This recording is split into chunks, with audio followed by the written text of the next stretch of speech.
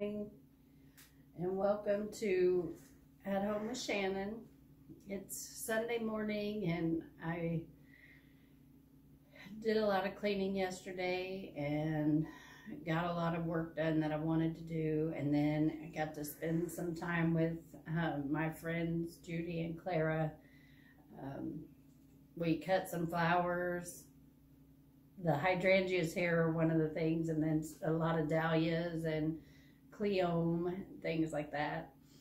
So I had a great, wonderful, relaxing day after doing the housework, and now it's Sunday morning and I've got my coffee. I just actually got up just probably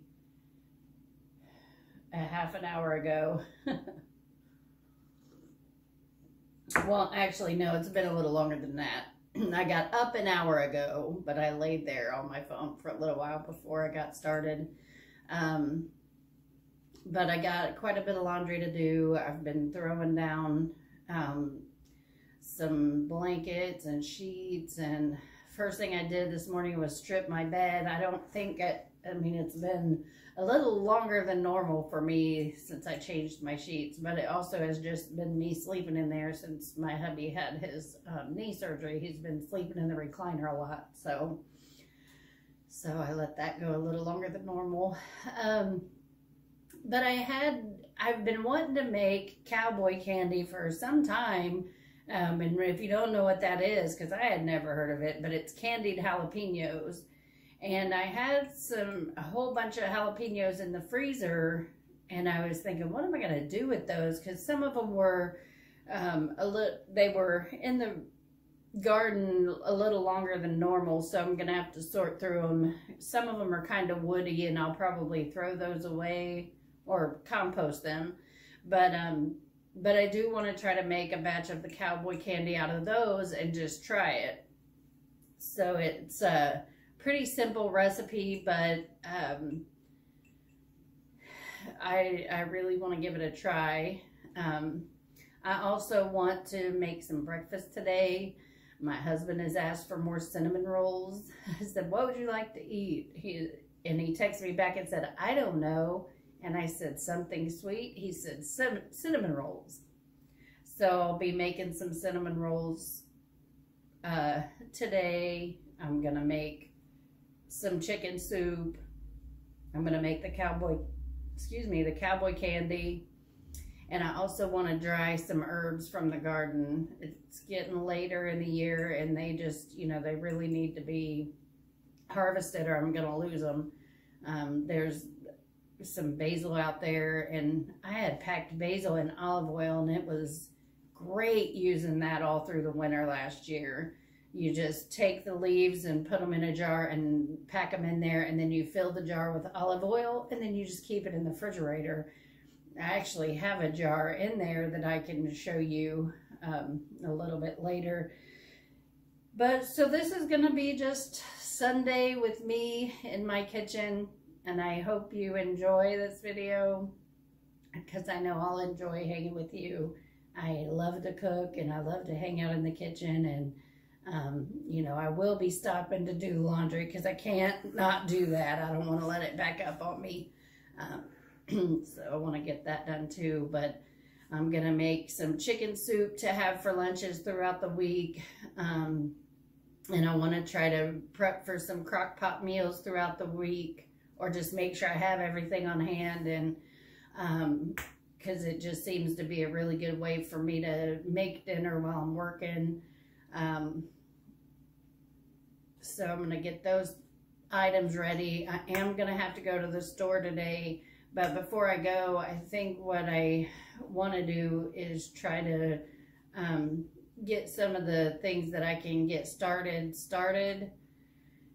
And that way, because I know a lot of times you go to the store first thing in the morning and then you realize halfway through the day that you need more stuff. So I really don't like going to the grocery store later on a Sunday because it's pretty crowded, but I don't need a whole lot, so I think it'll be okay.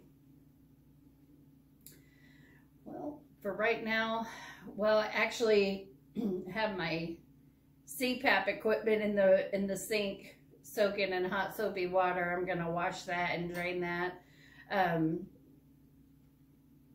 A lot of people maybe hide the fact that they have to wear a CPAP machine, but I'm telling you, it's the best thing I've ever done.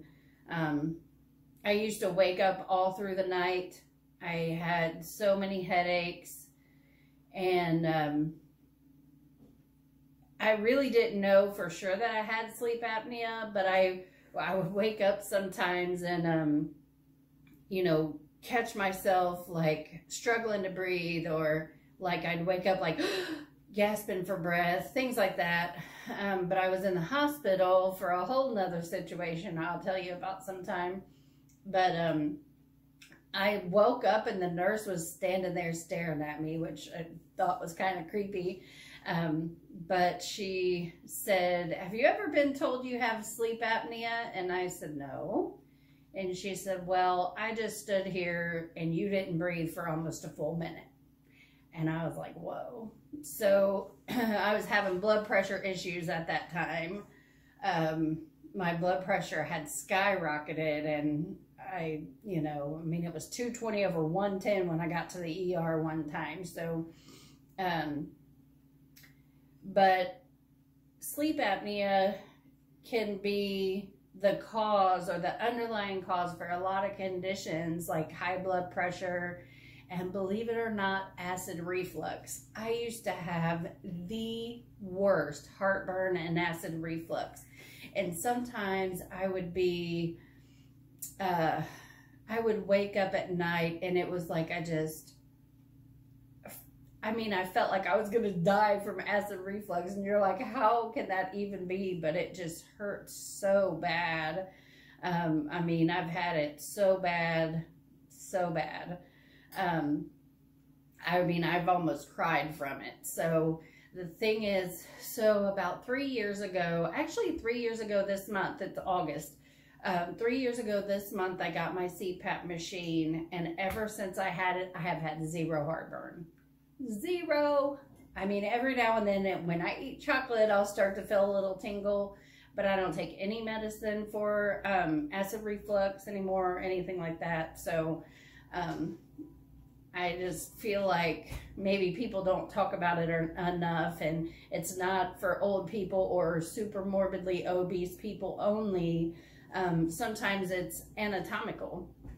I know one time my doctor said, she looked in my mouth and said, "Say ah," and then she immediately said, "You snore, don't you?" And I was like, "Yeah, how do you know?" And she said, "Well, if you look in someone's mouth and they stick their tongue out and you still can't see their throat, then they probably snore and possibly have sleep apnea from the tongue falling back."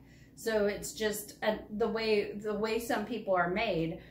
So a lot of people in my family have sleep apnea. My dad, my brother, my cousins, you know, and I mean, I haven't talked about it with a whole lot of my family members. So there's that, you know.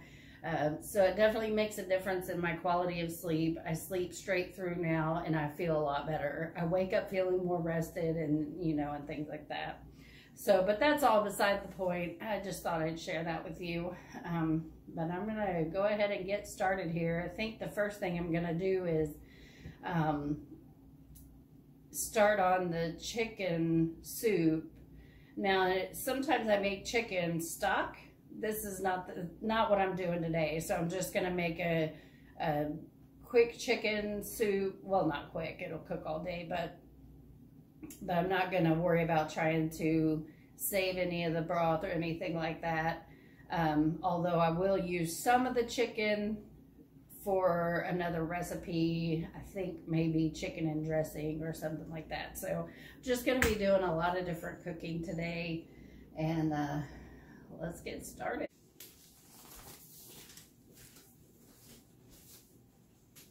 All right, put my apron on here because I will get everything all over me. So I bought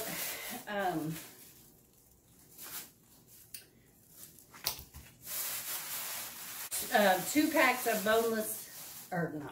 bone-in chicken breast. That's what I'm going to use for my soup. because I don't want, so the whole family won't eat dark meat. There's only a couple of us, even out of my extended family, that will eat dark meat. So a lot of times I'll just go ahead and do the breasts.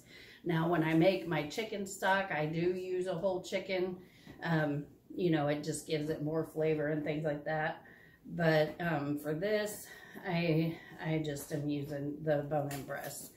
So because I'm making soup out of this and we're going to eat this, I'm going to go over it to the sink and rinse these off and just wash them, because, you know, we're going to be eating the water that comes off of these. So I'm just going to give them a quick rinse.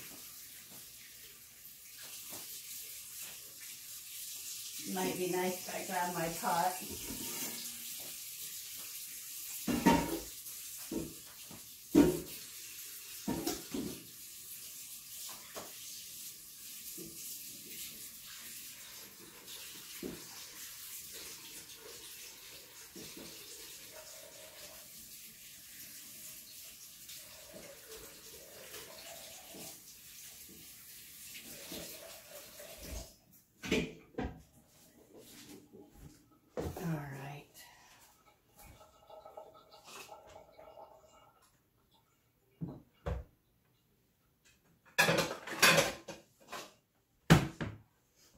I just want to be able to show you.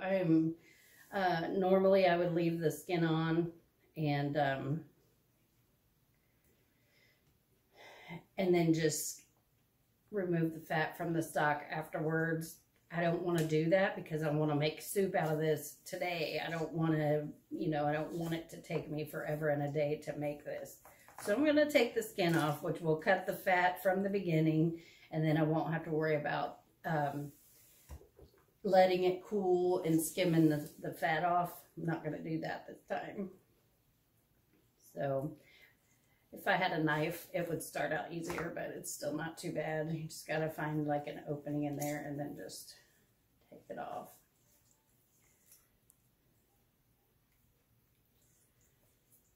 So what I'll do is cover these with water, let them come to a boil, and then turn it down a little bit to like a medium heat, just where it'll maintain a boil, but not like a hard, like rolling boil. And it'll start to get some foam on top, scum. And so I'll get my little little sifter, little metal sifter or strainer, and scoop that out so the stock will be clear.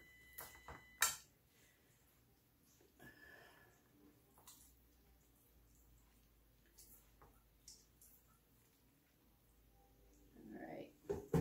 So there's 4 fat chicken breasts in there.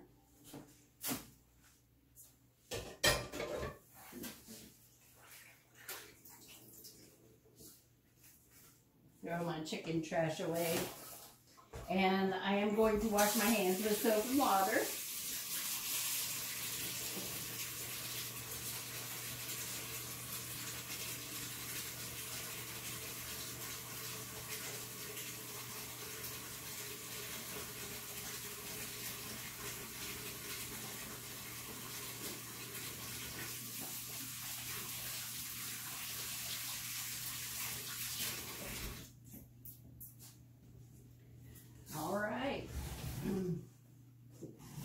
I've got some clean hands. All right, and then so I'm not going to add a lot to this at the beginning, because when we are skimming it, any herbs or anything like that we were to put in there would just be scooped out. So I'm going to cover it with water.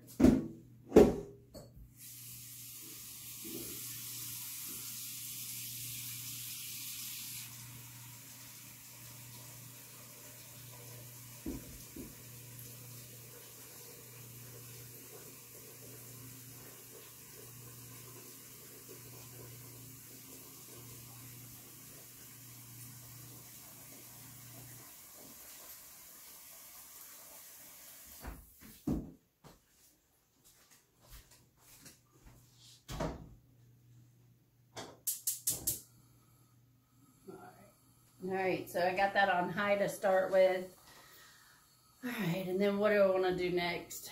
I might go ahead and get the cinnamon rolls started so they can have them for breakfast. Maybe, I don't know. Let me think. Need a little coffee to think about that.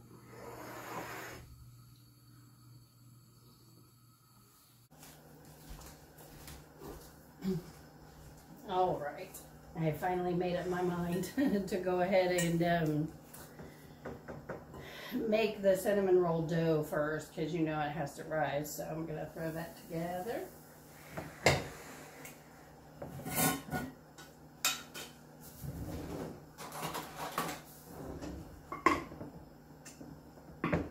The recipe calls for 4.5 cups of flour. I am going to start with 3 cups.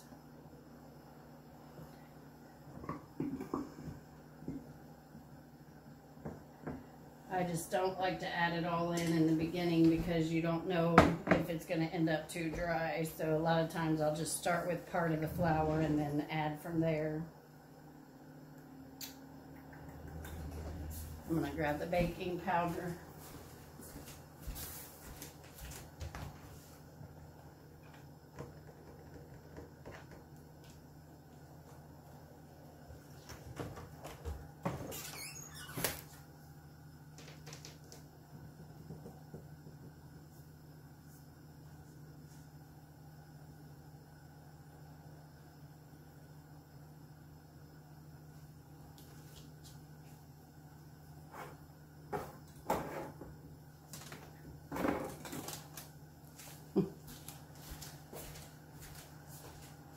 Alrighty. I didn't always add baking powder into my cinnamon roll dough because it already has yeast in it. But I've started doing that, and I do think it makes it a little bit more light and fluffy. So I'm going to add a tablespoon of that. I'm going to add a tablespoon of yeast. This is instant yeast, so I don't really have to proof it before I add it in here. Sometimes I still do, but I'm not going to today because, I got a lot going on. Add that in there. And then a teaspoon of salt.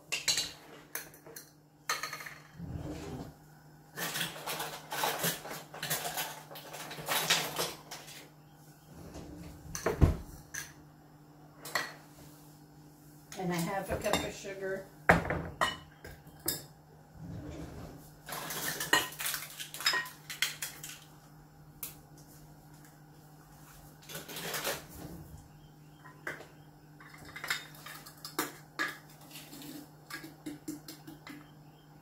I picked up a new set of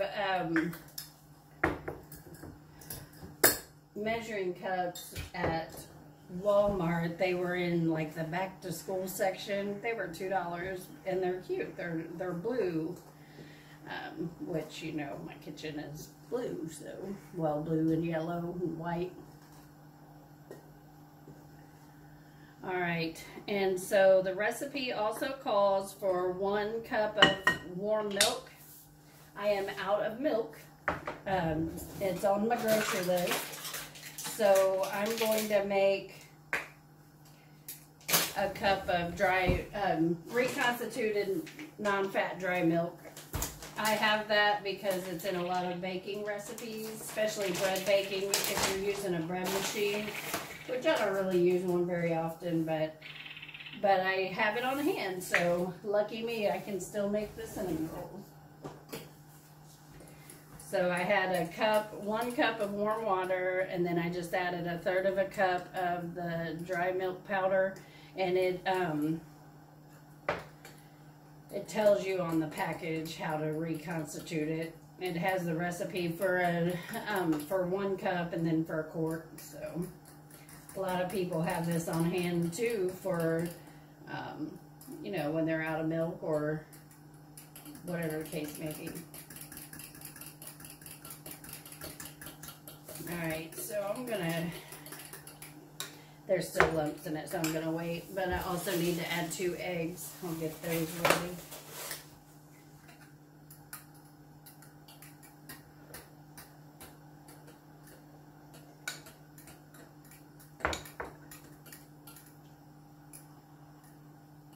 It's already starting to get hot in here with that chicken soup going back there. I'm going to pop a lid on it before it starts steaming too much. Let's see if this lid fits. So it's a different, yeah, it'll work. So I had given my daughter a lot of my stainless steel cookware, and I bought a set of nonstick. Paid good money for this nonstick cookware. It was Calphalon brand, and the first week I had it, the outside of it started to look kind of bad, and I don't know, I just really missed my steel cookware. And then she had gotten, her husband got her a set of cookware that she was really wanting, and so she gave me back some my stainless steel cookware. So right now I have, like, I had picked up some extras at the thrift store and yard sales, trying to get me a collection of stainless steel cookware built back up.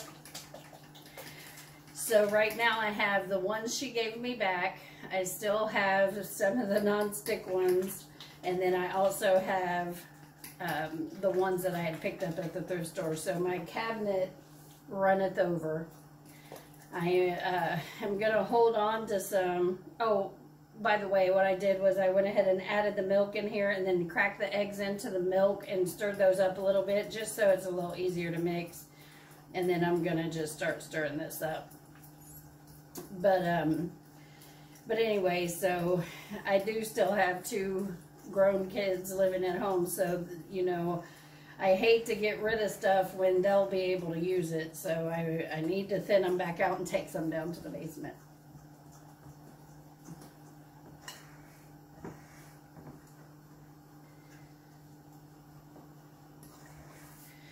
So doing it this way, I still have a gnat, but doing it this way lets the flour soak up the liquid, and then you see what your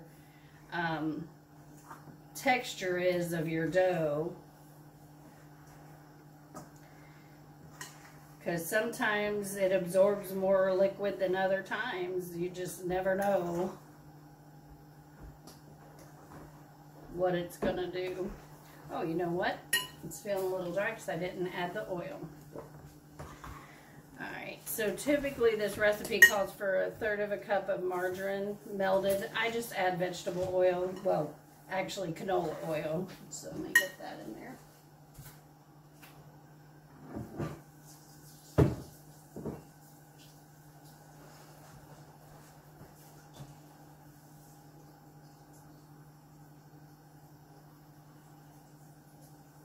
I thought it was feeling a little dry.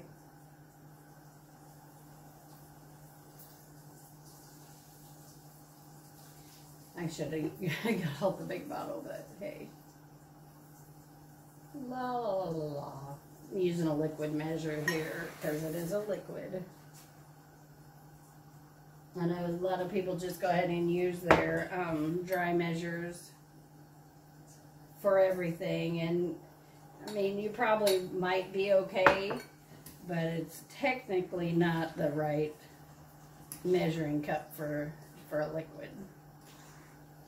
There we go. Alright, I'm going to look back over my recipe, make sure I got everything. 1 cup warm milk, 2 eggs, 1/3 cup oil, flour, 1 teaspoon salt, 1/2 cup of sugar, and then 2.5 tablespoons of yeast, which I just added. 2.5 teaspoons. I just added a tablespoon, which is a little over 3 teaspoons. So it will not hurt anything. Oh wait, that's what I thought. All right, here we go. With the boilage.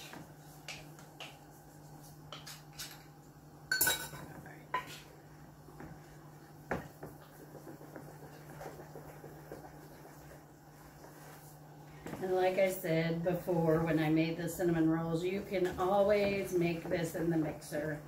There is nothing wrong with that at all. I just kind of find it therapeutic.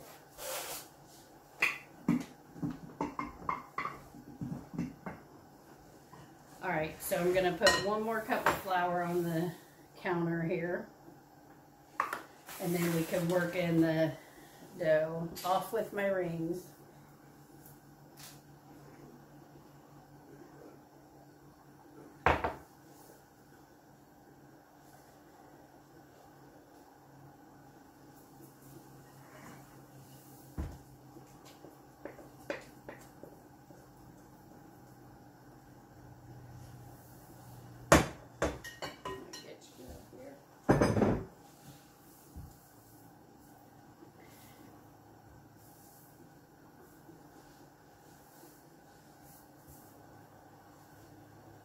You also do not have to do it like this. You can add all the flour in the mixer and work it that way.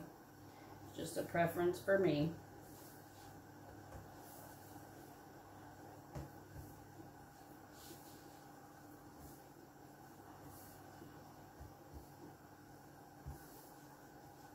Oh yeah. It's feeling very soft.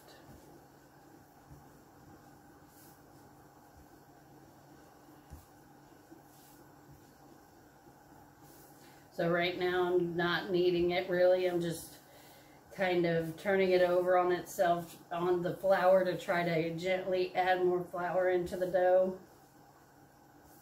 It's a little too soft to knead. Well, it's getting there now. I might be able to start. So I still see how much flour is left on this board or this table right now. And it's still supposed to take in another half a cup on top of this. So we'll see about that. And it might. But honestly, it may not need it.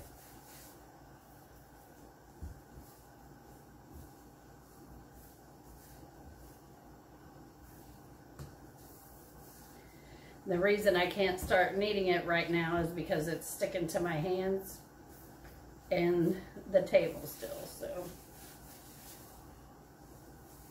There we go. All right. Still very sticky. All right. I'm going to clean that off a little bit. All right, and so I'm going to add a little more so it doesn't stick. All right, so this is the half cup. I'm not going to put it straight on there. I'm going to just add a little at a time. Sticky sticking.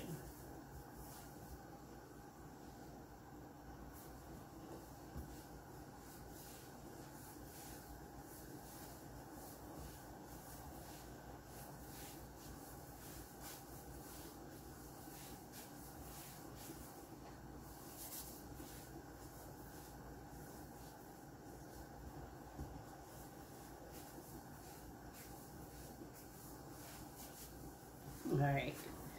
So I can feel that it's starting to firm up a little bit. You don't want it to be hard to knead, but it'll come together and be, what'll happen is as you keep kneading it to develop the gluten, it will actually start to follow your hand back up. Like, see, it is actually doing that right now. When I push, the back is starting to come up. But it's also not ready yet, so we're gonna just knead it a little bit more. So see, there's still quite a bit of flour there that this dough absolutely does not need. It's not sticking anymore. It's not sticking to my hands. That's how you know when it's done. There's actually a little dough left on here. I'm gonna rub that off here.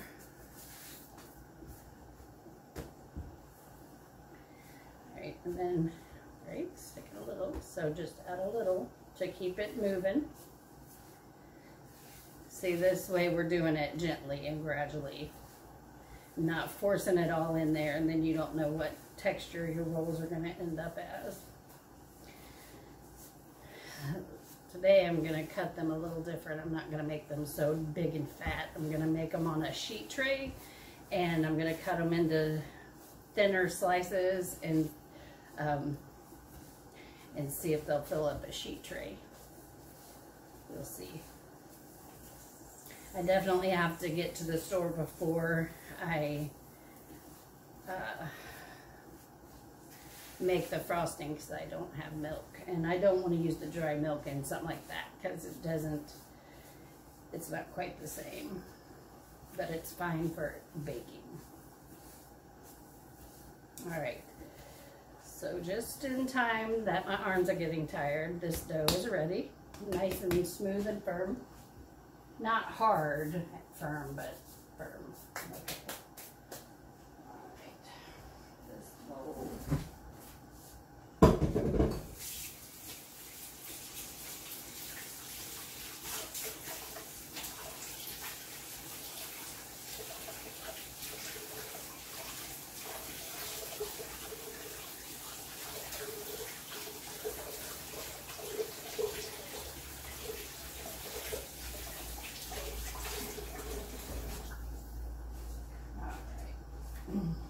Alright, I'm going to grab another bowl.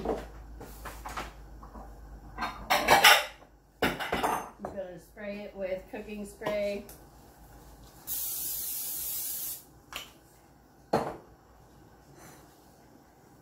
Put my dough in. I'm going to spray that with cooking spray. Then I'm going to grab a piece of plastic wrap.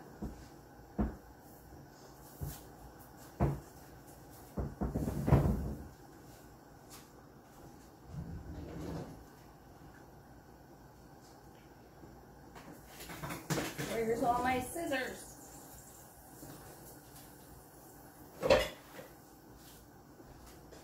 The scissors are MIA.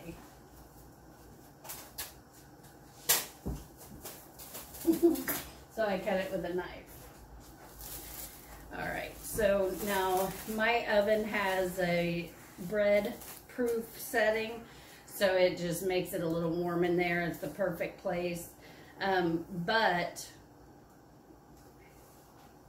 not every stove has that. You can, as long as your oven hasn't been on recently, you can put it in the oven with just the light on, which will give it enough heat to, you know, to warm it up a little. Also, it's summertime. You really probably could just set it somewhere. But basically in a warm spot that's not too hot will be a great place to rise your dough.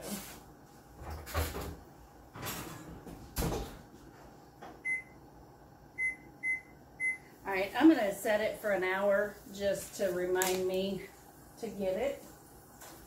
So that's easy peasy. Alright, so since I got the eggs out, I'm going to go ahead and make some more breakfast. I'm hungry. Well, getting there.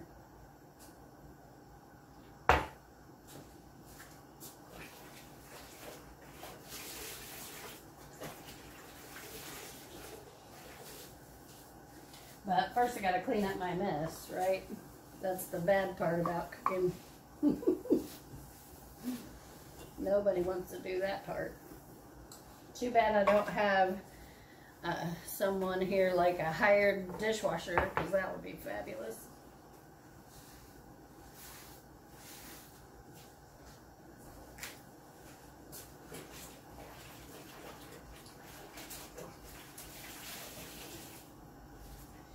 Still trying to decide what I would like to eat. I was thinking about making some make-ahead breakfast too, but I really don't have enough eggs for that. So probably just going to make a little bit of turkey sausage and some eggs and maybe maybe some hash browns this morning.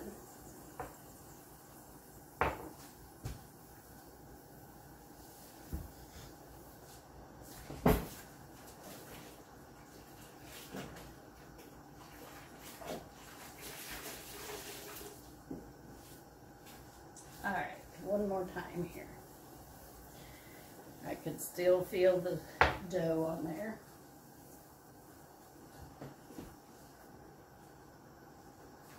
Alright, I'm going to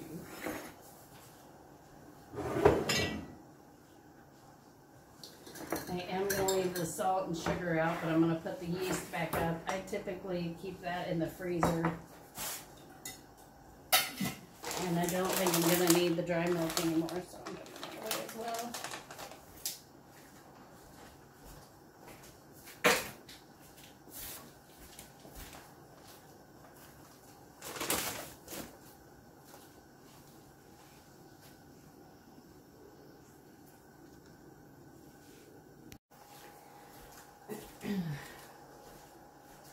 All right, I'm back. Well, I was actually just taking a break from recording and emptying the dishwasher so I could start loading some things in there. And I actually, when I went to pick up Judy and Clara yesterday, I accidentally went the wrong way than what I intended to go. And so I ended up on this street and there was a big yard sale. And it looked like they had a lot, so I asked them when I got there, I said, do you want to stop at this yard sale? And they said, sure. So I actually found something that made me very happy.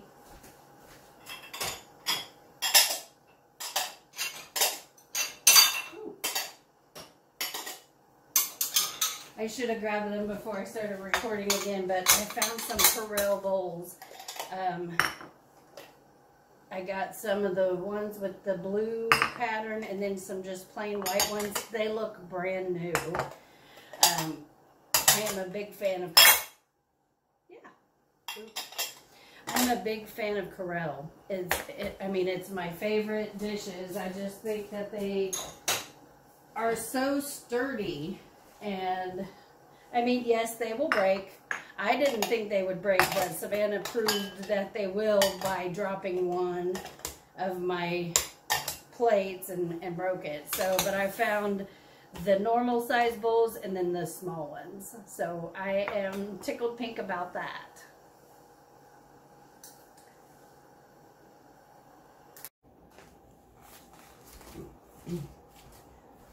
All right.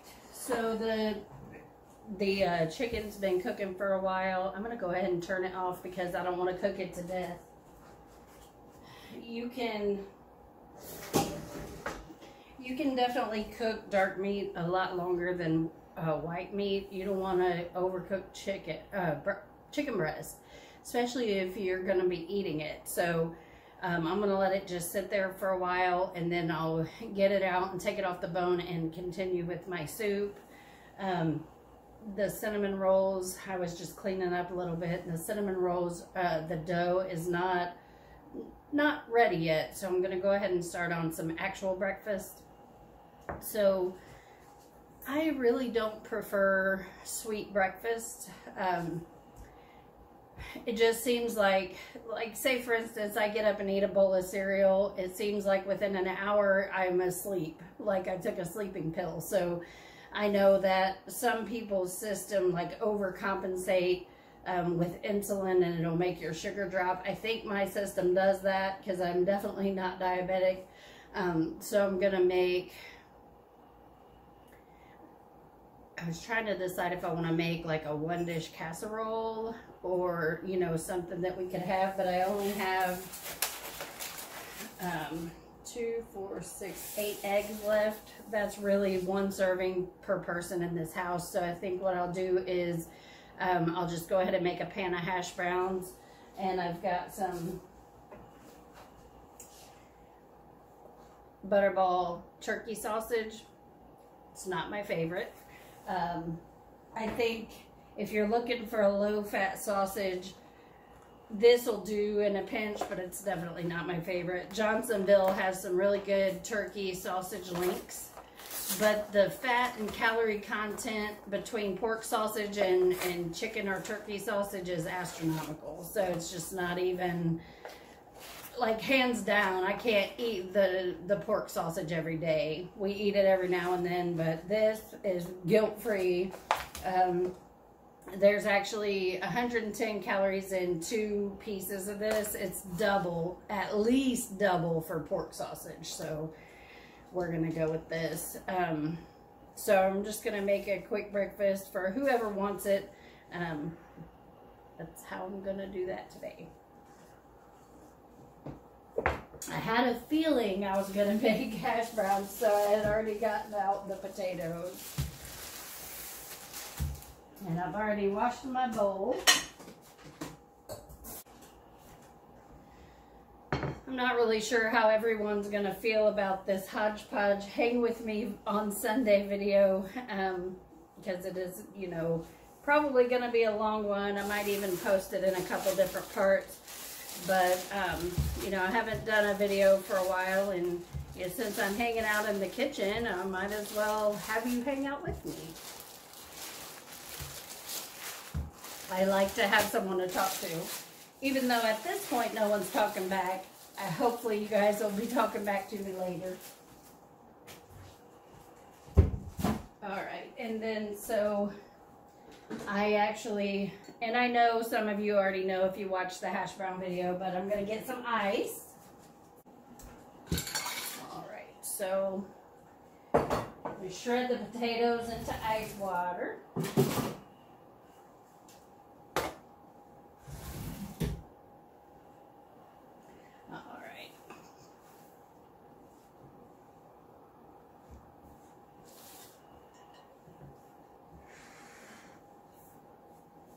I'm going to peel them also.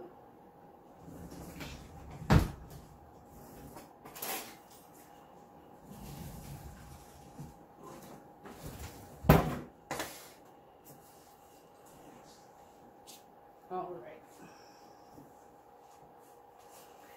I'm going to just peel them onto the counter because my little compost thing is here. I'll just scoop them in there.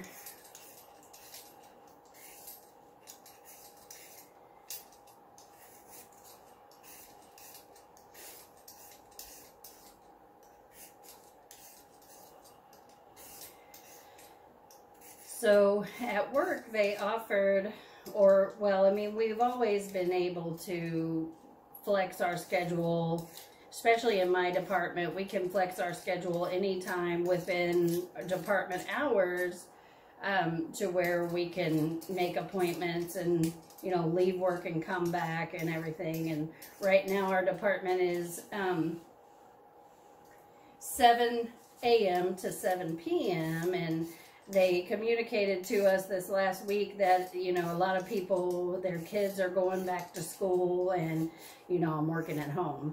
But a lot of kids are going back to school, and they may need flexible schedules, so they let us know that, you know, we were welcome to permanently change our schedule to a split shift if we wanted to. So Thursday and Friday last week, I worked a few hours, and then I was off a few hours, and then finished working. And honestly, it was very cool because I felt like I had accomplished some things. And then, so Friday I worked 7 to 11 and then 3 to 7. And in between, I took Luca to work and stopped by the grocery store and prepped dinner, and it was just really nice. So by the time I got off work, I felt like I was done for the day. I had already had dinner in the crock pot, so I ate, you know, I ate before I even got off work. While I was working, I had my dinner, and then when I got off, my hubby and I went for a walk, and you know, and then we just enjoyed the evening. So I don't know if I'm going to permanently change my schedule to that, but with our ability to flex, I might actually be doing that a lot more. It was really nice.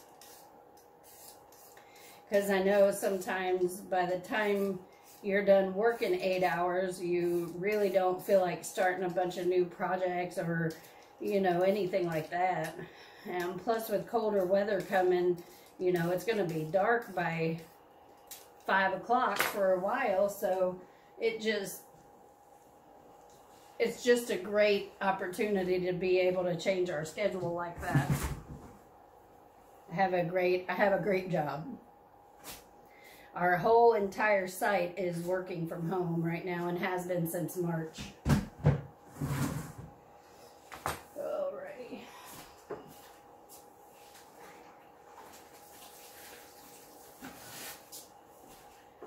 Wipe this starch off the counter. All right. So one of my favorite podcasts, I listen to podcasts a lot, but I was talking about one of my favorite YouTubers. It's the YouTube channel Whippoorwill Holler. I just love it so much. They're homesteaders, and she shares recipes and garden ideas and, you know, and just all kinds of stuff. So I love it. Check it out.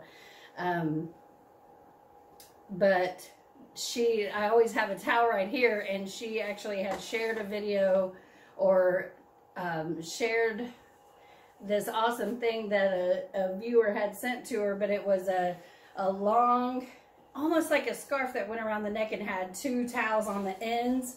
And I really need to get on there and order one of those, because I totally need that. That would be fabulous. And then I wouldn't always have a towel on my shoulder. So I'm going to shred these babies up and get them cooking.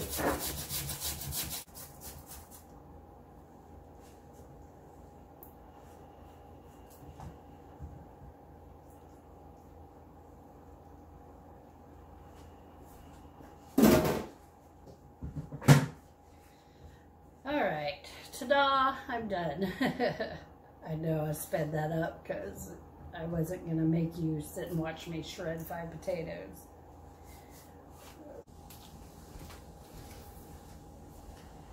Alright.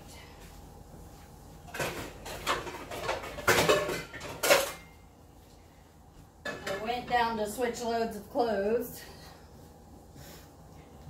I got laundry going too. I gotta make sure. Sometimes I'll get busy in the kitchen and I'll neglect the laundry, but no, today's the day I need to focus on that. So, all right.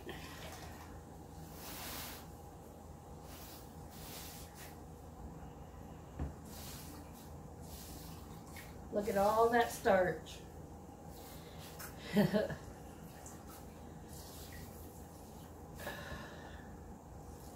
Such a simple thing, but the ice water makes all the difference there.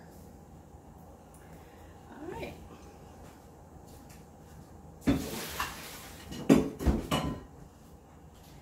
Oh, where's my shoulder towel? There it is. All right, so I am going to just heat up my skillet here. Medium high to start. Out of the way.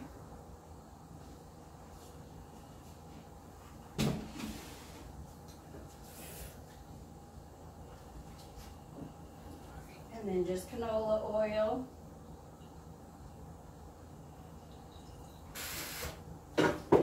So as I mentioned earlier, I do have a hash brown video that goes into detail about that. I'm not going to do that right now, but you're more than welcome to go watch that. It's how to make hash browns from scratch.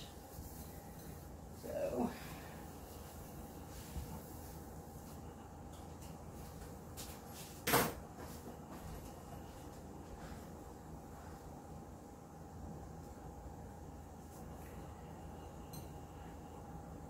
I'm going to let that get hot. It is not hot. Alright, and then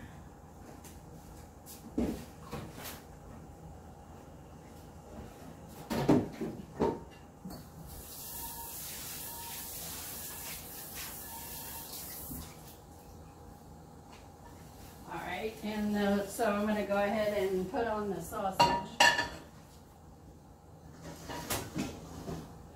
Honestly, you barely have to cook this sausage. It's already cooked, so I'm just going to be preheating it. And as I mentioned earlier, all my scissors are missing in action. See if I can do this without cutting myself. I'm sure they're laying around here somewhere. I mean, it's not like the kitchen is a mess, so I'm not really sure where they could be, but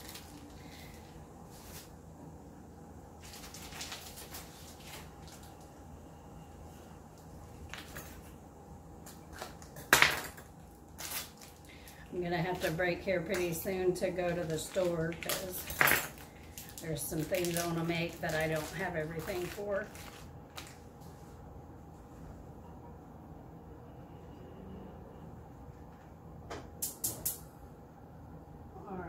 So that's just going on medium low. I do like to let it get a little color on it. Now, if you're not watching what you're eating, or if you're okay with it, with adding the extra calories and fat, I mean, it would be good to add some oil in there. I'm not going to, because I don't, with the COVID spread, I don't really need the extra calories, so I'm not going to do that.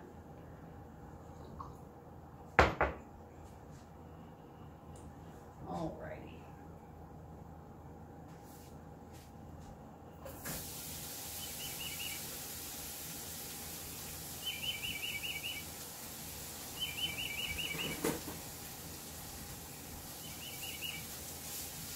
So it seems like it's a skillet full of hash browns, but it is really going to cook down. So I'm just going to flatten them out.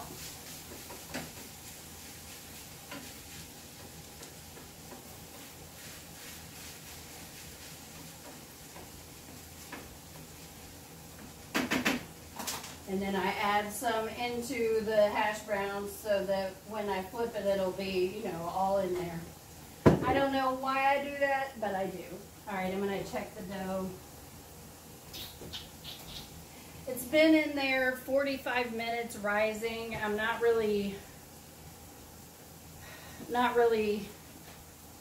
convinced that it's doubled in size. If you remember, I just added the yeast directly into the flour, so it's probably taken a bit longer. So I'm going to get a few things ready and fold this load of towels I brought up, and then I will be right back with you. And we'll actually continue with breakfast and then make the cinnamon rolls.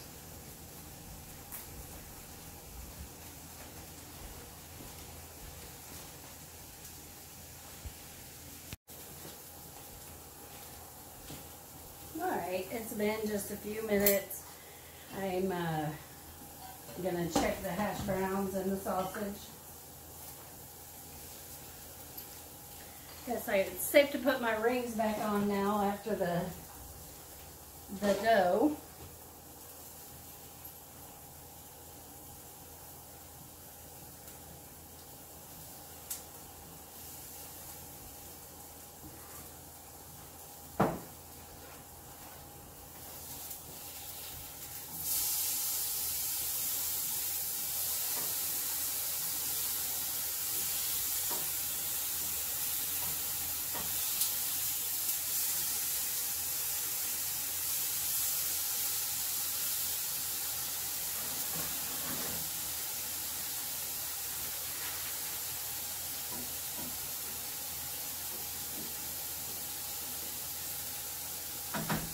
I will bring you over and let you see what I'm doing. It's not that it's fancy or the first time that you've ever seen any of this, but it'll probably be less boring if you're over there. Alright, so see, I flipped the sausage. It's actually got some nice color on it, and it's already hot, and see, there is zero fat coming out of there, so it's not like your regular pork sausage. So I'm just going to go ahead and turn that off. The hash browns, adjust you a little bit. So it was quite a bit of hash browns in here, so, and I've been kind of smashing them down. So check and see what they look like there on the bottom.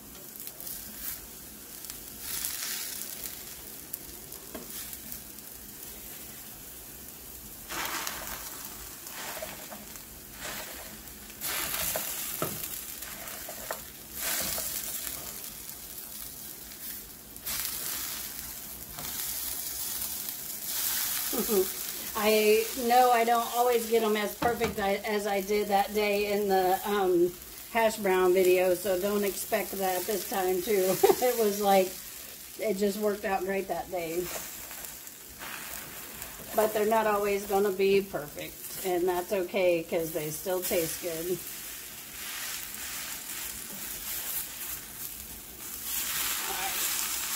Yeah, so those need a little bit longer. I'm going to turn it down a little bit just so they can cook a little more. So those will stay warm there. Alright, and there's the chicken. I'm actually going to go ahead and take the chicken pieces out of there so it can be cooling off, because it's going to be kind of hard to handle to take the meat off. So I'll just set them on I need a new pair of tongs. They've given out on me.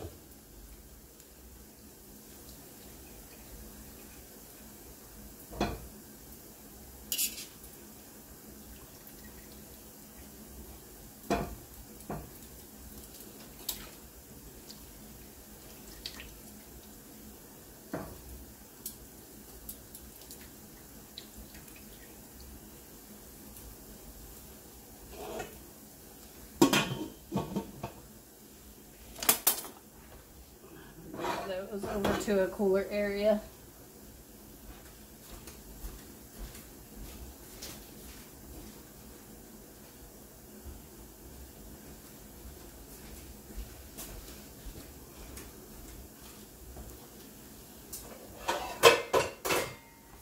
And then so I'll go ahead and make me a couple of eggs. So you can make them with butter, you can make them with oil, you can make them with bacon grease, whatever you like. I'm going to make mine with just Pam spray. It's the egg I want, not the oil, so I'm just going to put them on in there. So in this case, it's okay if the pan's not all the way hot, because technically I'm not really frying them because there's no oil in there, so they'll be fine. And then I'm going to put, and I make eggs all different kinds of ways, but when I'm eating alone, I just go ahead and make them this way. And then when the family wakes up, they can either make theirs or, well, I'll make hubby's because he can't make eggs. Alright, let's check the dough. Oh yeah, there we go. So now it's looking a little more doubled. The bowl is full. So I think I'm gonna sit down and eat, and then we'll put together the cinnamon rolls, and then continue from there. I'll probably, after that, I didn't want to mess with the jalapenos, and then let me look at you here since I'm talking to you. Getting a little hot in here. So after that, I'm probably going to start making the cowboy candy, getting the jalapenos ready for that. I didn't want to mess with jalapenos and then make cinnamon rolls. He probably wouldn't like them spicy. So I'm gonna sit down and eat, rest my feet for a while, and then probably call my dad and talk to him on the phone for a little bit, and then yeah, and then just continue with my Sunday, my cooking day. I don't always cook all day on Sunday, but today I am. And it's kind of nice to have some stuff ready for the next few days, so when I'm working I don't have to worry about cooking too. Alright, let's go back to the eggs. I added salt and pepper, which I think you saw that. So see, it's a nice non-stick skillet, so even though I didn't add any oil, technically I added spray, so they need just another minute or so before I flip them over. I always make mine over easy.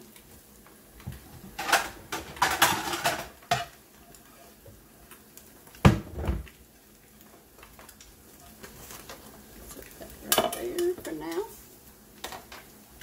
Still got my coffee going. So I had made, oh there, see, it took just an hour for the dough. So I had made, a little while ago, I made some strawberry jam and some strawberry lemon jam, and I made a couple mistakes, so I didn't share the video, which is pretty sad because I felt like it's been so long since I made a video. But I didn't add enough strawberries to the first batch, so it was like super sweet, although it turned out really well. And then the second batch, I didn't really cook long enough, so it tastes great, but it didn't really set up. So I was like, well, I'll try again, and then, you know, share the video then. Although, which I know people know that things happen and everything's not perfect, but I just felt like I didn't want to share it. So, right, so I'm getting my hash browns. So I don't really like to double up carbs. I'll do like one serving. So I honestly just go ahead and, oh, let me show you. So I usually just go ahead and put my eggs on top of my hash browns, because I really like the yolk. And if I'm having bread, I'll dip into the yolk with my bread and eat it that way. But the only way that I can find satisfaction is by just adding it on there. So, you know, I'm trying not to eat so many carbs and things like that. So there's my breakfast. Not too shabby. I'm going to go sit down and eat, and I'll be back with you in just a little while. All right. I just got finished eating, and I'm going to go ahead and put together the cinnamon rolls. I'm going to grab the brown sugar.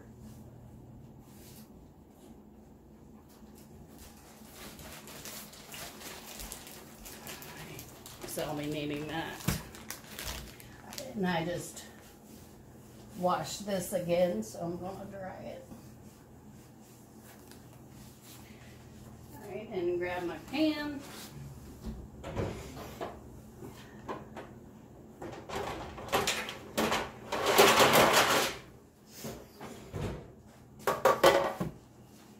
Gonna spray it just to have it ready. Set that aside. Alright, and I'll let the flour out, so and spread.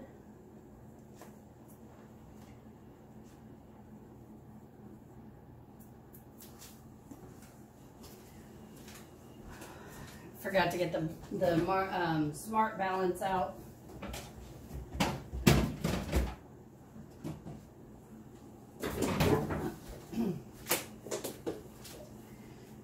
So I'm going to go ahead and, that's my favorite spread there.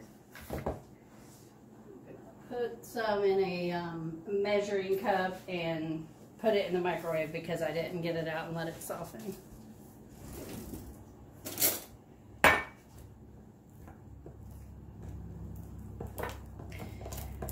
I have gone back and forth from trying to drizzle the butter and spread the butter. I'm still on the fence. In a way, I think it's better to spread it on while it's still kind of solid.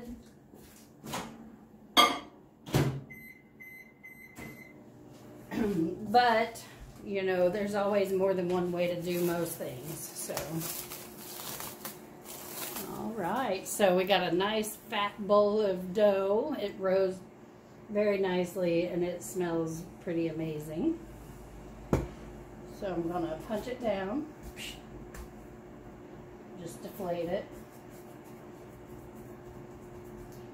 And then I'll just turn it right out onto the, okay, there we go, get out.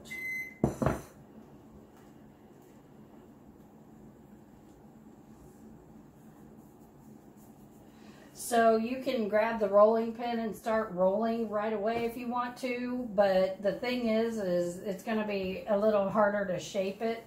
So I try to get things into the shape I want them to be in before I even start rolling them out. So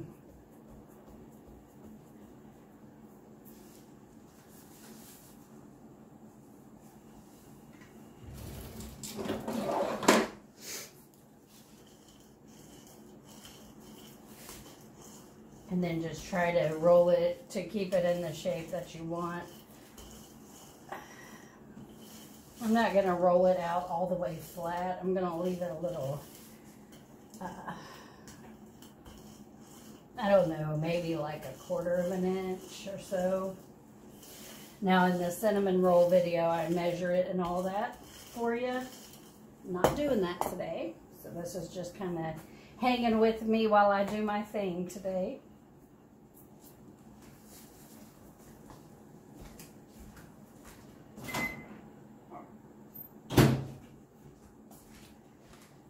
So see, at this point I've got it liquidy.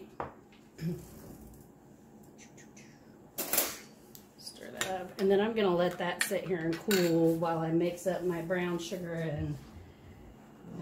Well, actually, so what I'm going to do today is I'm not really going to measure the brown sugar because I want it to be end to end, but I am going to measure the cinnamon because we don't want too much.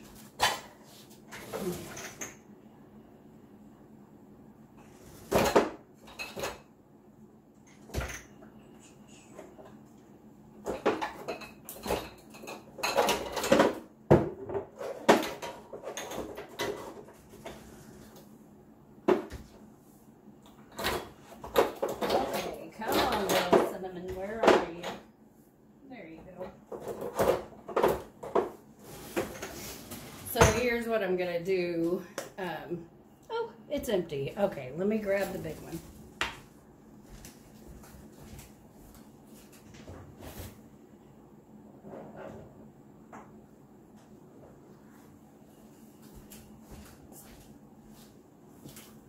So I'll fill that up in a little bit. All right. So we use a tablespoon of cinnamon for this. I'm going to put that in. And then I'm going to add a little bit of just regular white sugar. Just to make it to where I can sprinkle it a little more evenly without...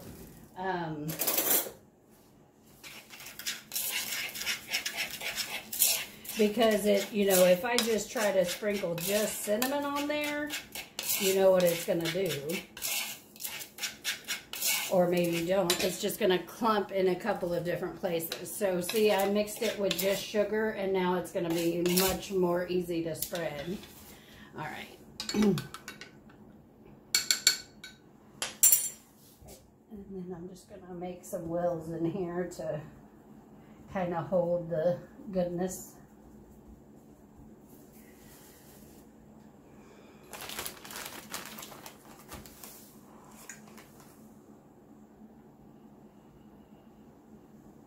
You can definitely use regular butter for this.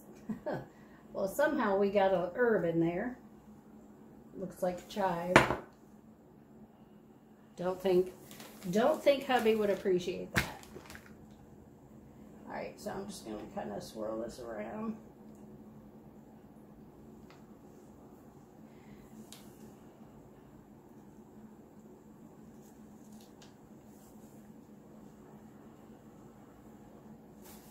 And then typically it's 1 cup of brown sugar to 1 tablespoon of cinnamon. But like I said, I want this to go all the way to the edges. I don't want any cinnamon rolls to go to waste. So I am just going to spread this on.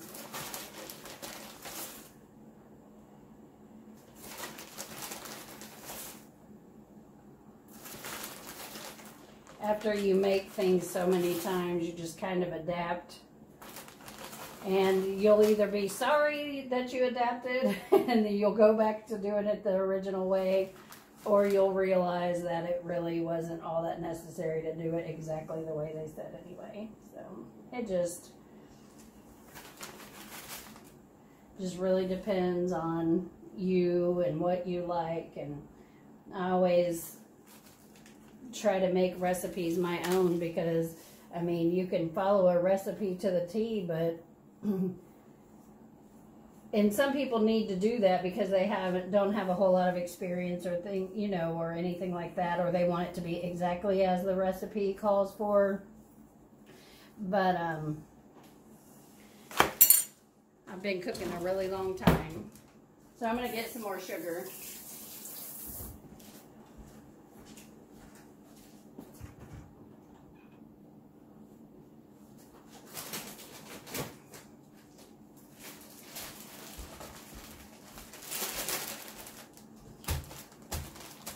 It's kind of melting now, so I don't, get out of here.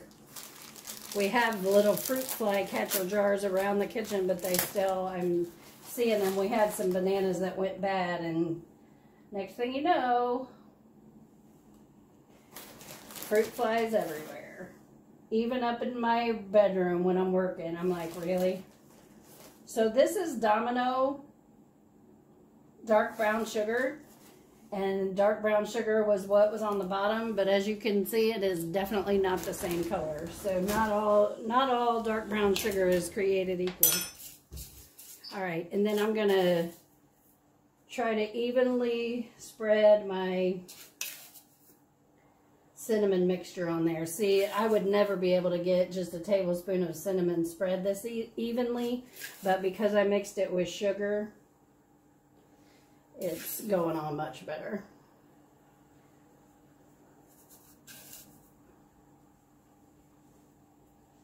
These look amazing, if I do say so myself.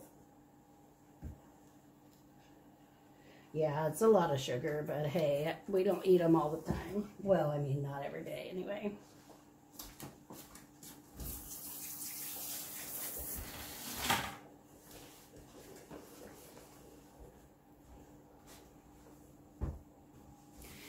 All right, so the topping looks amazing. I'm going to go ahead and roll these up.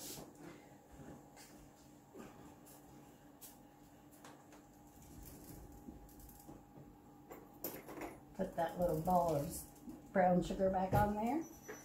So I turn the first edge over,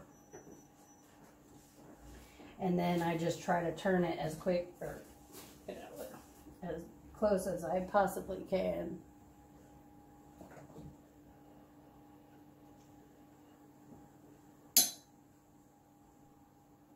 Luke is up moving around the kitchen. Good morning.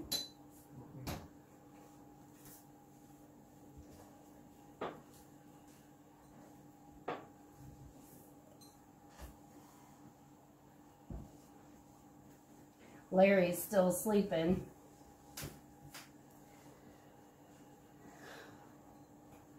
Sometimes he wakes up super early in the morning, and then sometimes he sleeps really late. It's kind of funny, actually. I can never sleep late, although I wish I could sometimes. It would just be nice to be able to just get some extra Z's.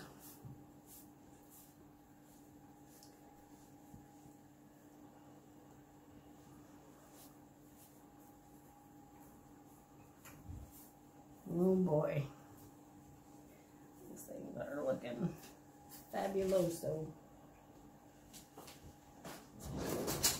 Alright, I got a little bench scraper here. I'm just gonna scrape this out of my way for now and then set my pan here.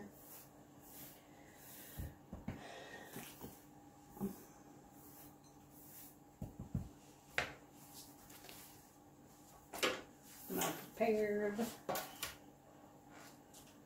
So like I mentioned earlier, I'm going to make these a little bit thinner, and I'm going to try to fill this pan up to where they're just not so tall and baking out of control or rising out of control. So I'm just going to cut them a little thinner this time.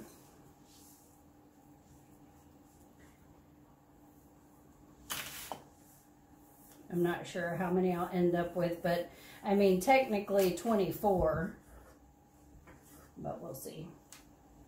So I'm going to try, I'll flip that over.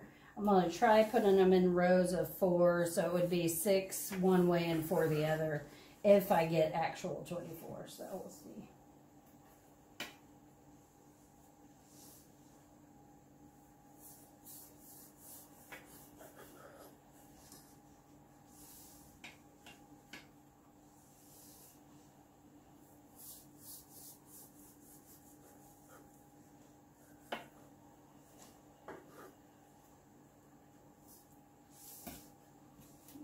So that tells me how far to space them apart.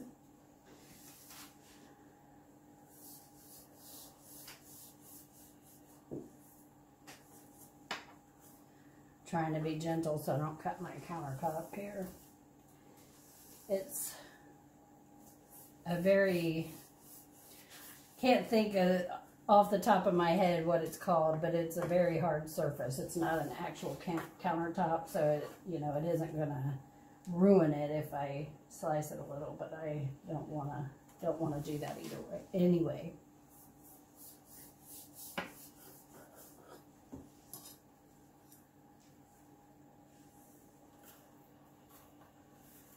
So see, I've been making 12 out of it, and then they're just so big. I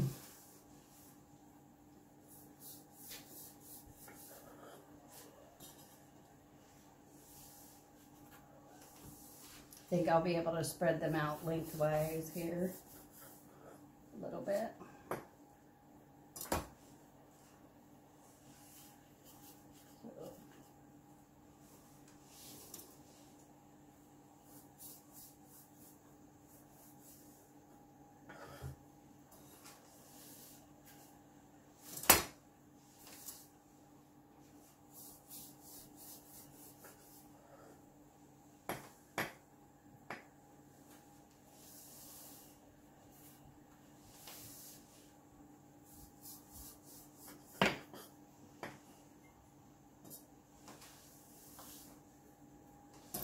So that one is a little loose, so the filling it will run down into the bottom of the pan sometimes if it's too loose. So that's why you might see me tighten them up every now and then. Now Savannah has arisen. Good morning. Good morning.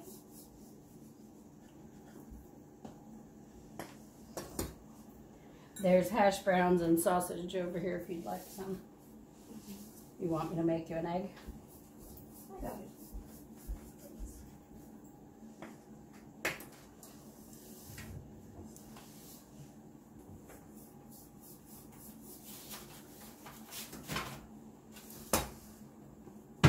That one's pretty loose too, so just tighten it up there. Uh-oh, we may end up with more than 24. Let's see. Move this a little closer to me.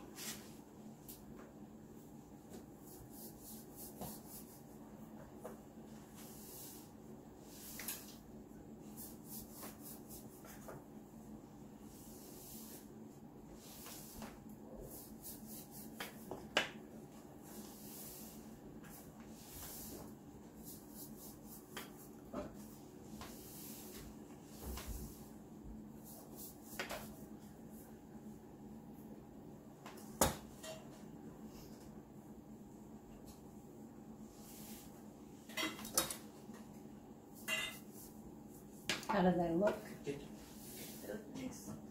Thank you.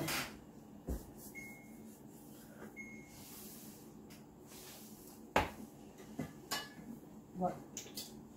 Okay, what have to talk to you? Yeah, it's okay. I mean, it's a normal life. This video is the hanging with me and on a Sunday, so.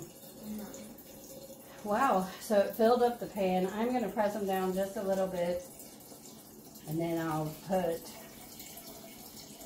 I might actually offer some of these for sale today, possibly.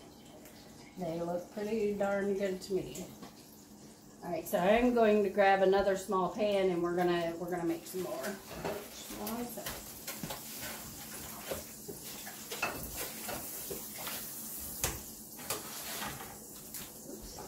Got it directly on the flame. What other pan would I want to use?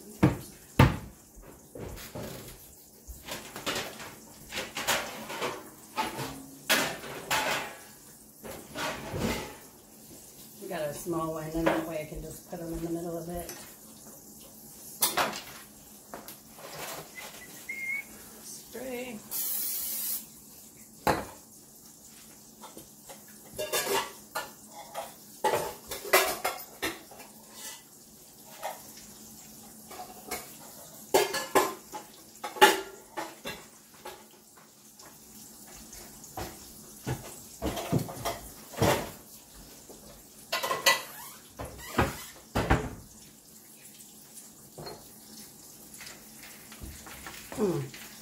So 5 extras. So 29 looks like, shoot, make sure I counted that right so y'all don't think I'm insane and don't know how to count. So 4, 8, 12, 16, 20, 24.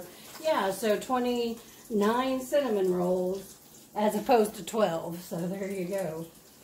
Alright, I'm going to go ahead and pop these in the oven on the proof setting and just let them warm up for a while. I'm going to clean up my mess and then decide what I'm going to do next, and I'll be back with you in just a little bit. Alright. Everything's okay here. Nothing to see. Just knocked over the tank of flour. Yep, it's a tank. So I'll put the lid back on that, which I'll probably be cutting this on anyway. But anyway, so, okay, so it's been a little while. The cinnamon rolls are, they've filled the pan nicely, which is what I was hoping for. Instead of being so hot, you know, so fat, these are going to be perfect. So I'm going to turn the oven on.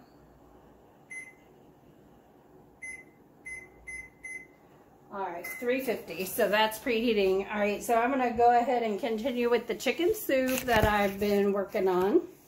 So I decided that since I got a lot of other stuff going on, I'm going to actually put this in my, sorry about that. I had actually bought a tripod, and then, what do you know, the thing that holds my phone broke, so I got it kind of, engineered over here. So I'm going to just go ahead and make my chicken soup from here in the crock pot. You remember we already cooked the chicken. It's cooled now. So I'm going to start the broth, and then I'll go ahead and shred up and cut the chicken. So, but we're not going to, because we already cooked it, it's not going in here right now. Because I don't, like I said, you don't want to cook chicken to death, chicken breast. It's going to be so dry. Alright, so I'm just going to peel up these carrots. I'm just peeling them onto a plate so I can easily dump them into my compost. This is probably more carrots than what I'm actually going to need, but I'm going to go ahead and peel them all up. I like a lot of carrots in my soup. I can't eat a lot of raw vegetables. I can do tender greens like spinach and lettuce and things like that. But if I start eating a lot of raw carrots and other stuff, then it upsets my stomach. I do have a very sensitive stomach. So, although I've learned over time what I can eat and avoid to avoid being miserable. Now, I had been gluten-free since November, and it's August.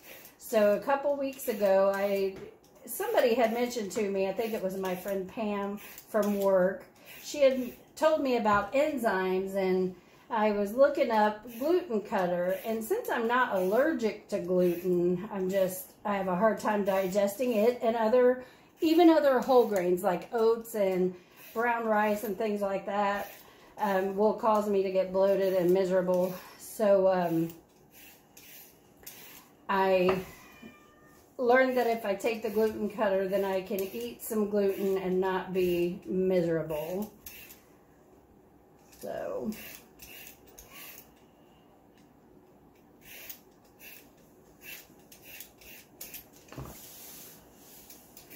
almost done here with the carrots.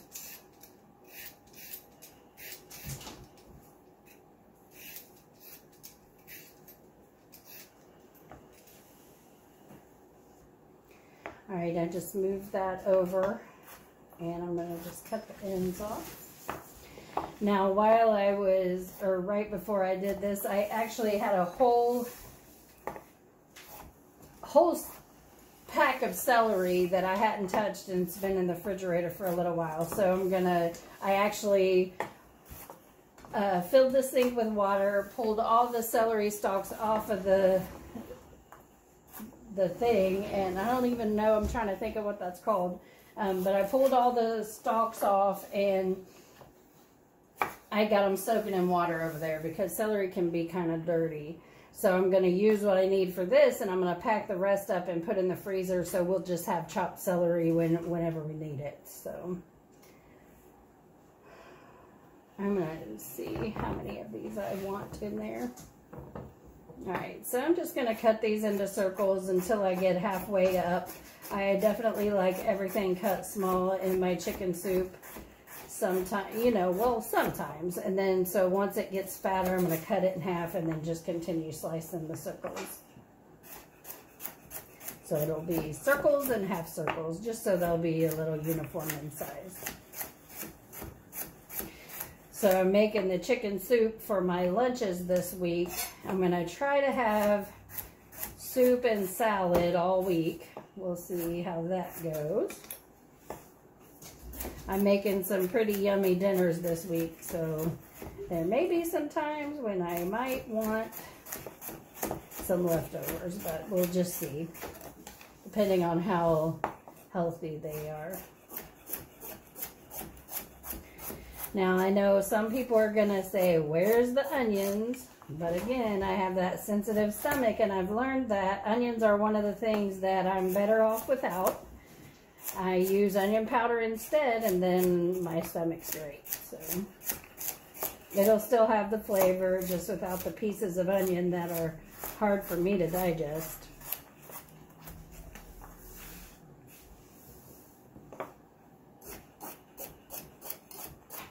Also, if I were gonna do onions in here, I would need to saute them in a skillet first. But since I'm not, then I can just go ahead and throw all these in the crock pot and it'll just all get tender together. So, since I didn't start this with chicken stock, it doesn't have, the broth is basically bone broth only. So now that I'm adding all the veggies in, it's gonna flavor the broth even more. And then we're gonna, you know, it'll be more balanced, so. I also didn't really season the chicken, which is kind of weird because I normally do at least put some salt in there, but time got away from me and I didn't get any in there. So I'll be salting this broth heavily. And nothing worse than flavorless chicken soup. Some people can't eat any salt or whatever for health reasons, so, but I'm okay. So I'm gonna eat my salt.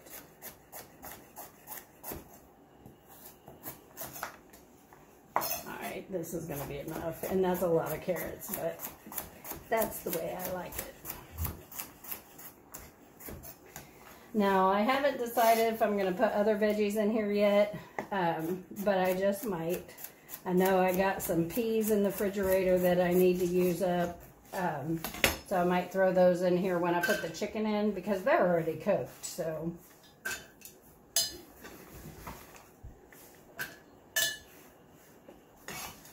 Alright, the oven's preheated. I'm gonna throw those cinnamon rolls in.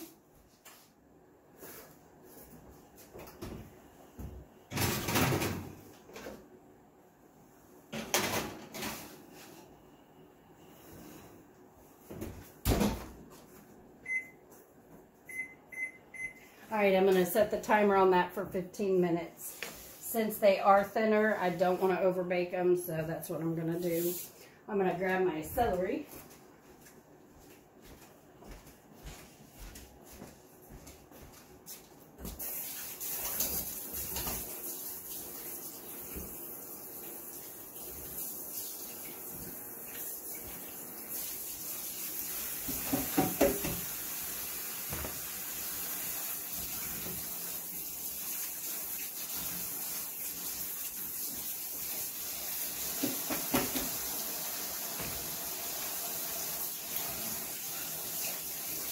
Smells good. Smells a little burnt. It's something in the bottom of the oven.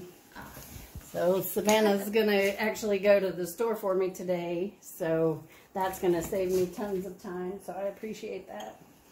But yeah, there is something burning. It smells like, well, there was no food in there. So it has to be something in the bottom of the oven.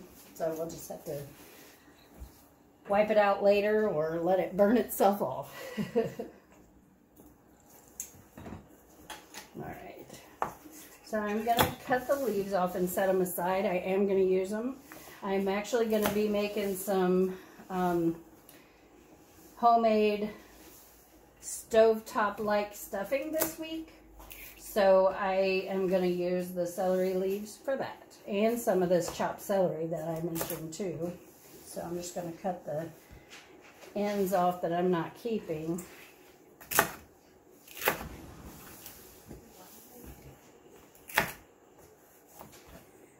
This end doesn't look that great, so let's see.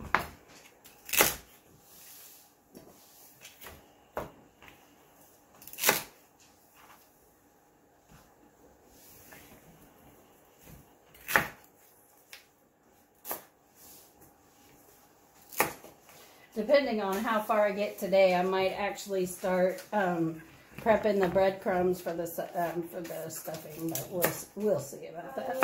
All right, bye. I love you too.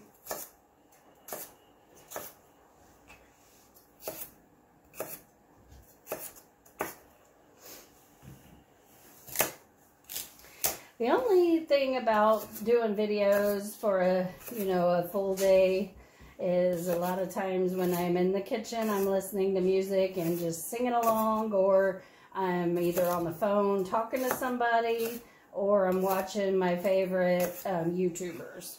So it's quiet, but I also don't mind talking and instructing. So it's just one of those things. Which, I mean, I'm sure that I could rig something up and Bluetooth with my headphones on to a radio so I can listen to music, but I didn't do that today, so.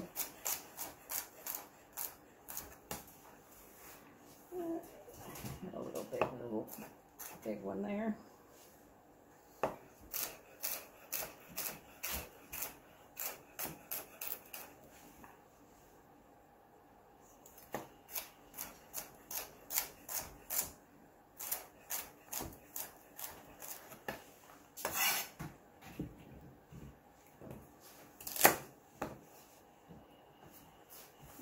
That end off. I don't like the way that looks.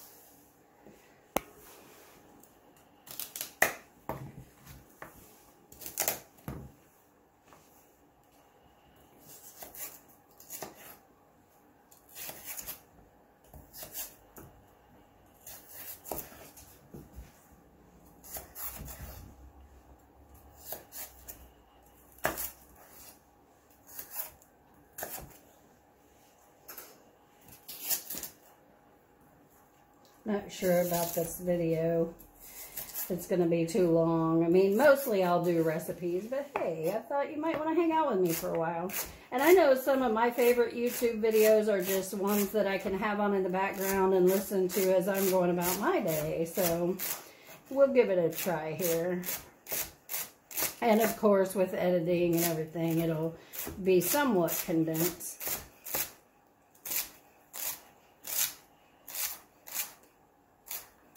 After I get this and the cinnamon rolls done, then I'm actually going to go outside and water.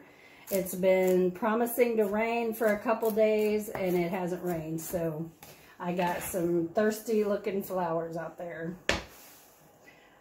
Alright, so I'm not going to add as much celery as I did carrots in there, so probably about half as much. But I'm going to keep chopping for my little freezer bag. I'm really bad about letting stuff go bad, so I'm gonna really try to do better. And then we'll just have it. It'll be a lot easier.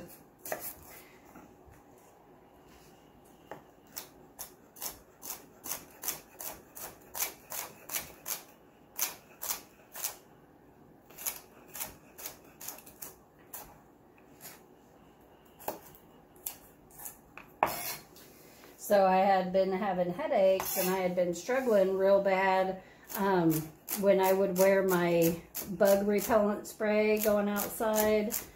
But I also, well, I mean, I ended up figuring out that it wasn't that at all. One of my antihistamines that I take, I had started taking it during the day other than just at night.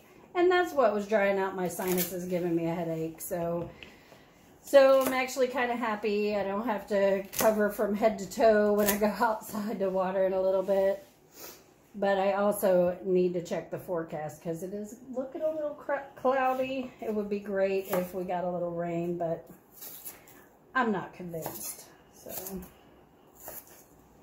and sometimes it can rain a bit, but even, you know, even then your plants, especially in containers, they just dry out so bad. So even if it rains a little, it might not be enough to fully soak the plants.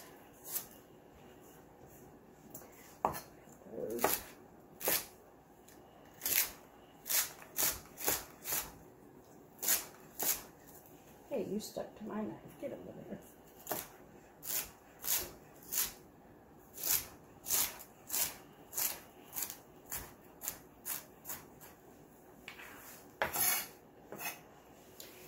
Good thing I'm not being graded on my knife skills because some of these are definitely not the same size.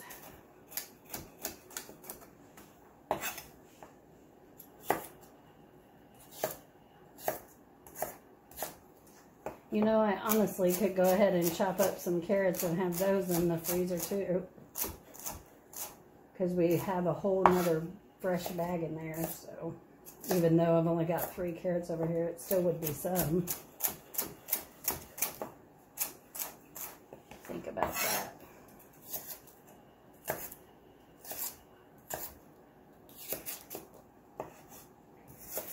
So one of the things that I'm having her get from the store is some baby spinach and some iceberg lettuce.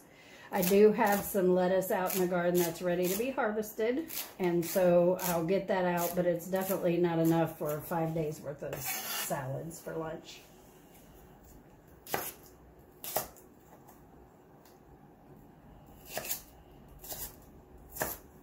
So the 4 chicken breasts that I have, I'm really only going to cut the meat off of one and cut it in cubes for this soup.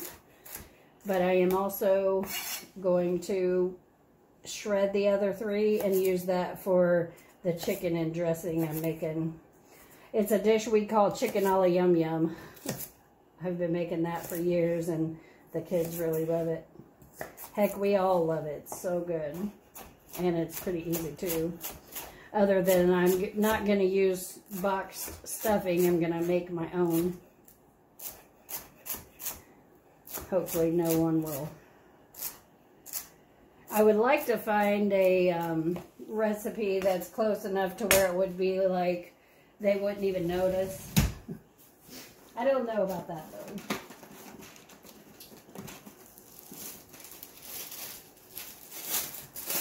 Looks like I'm out of freezer bags, but I gave her a large enough list. I don't really want to text her and add anything. She's got to work today, so I'm just glad she's going for me.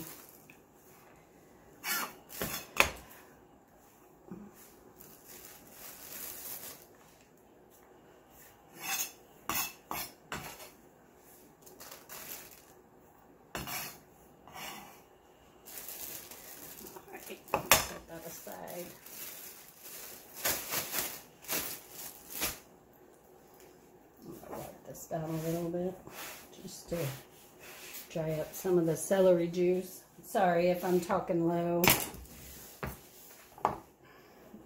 So I'll just slice these up.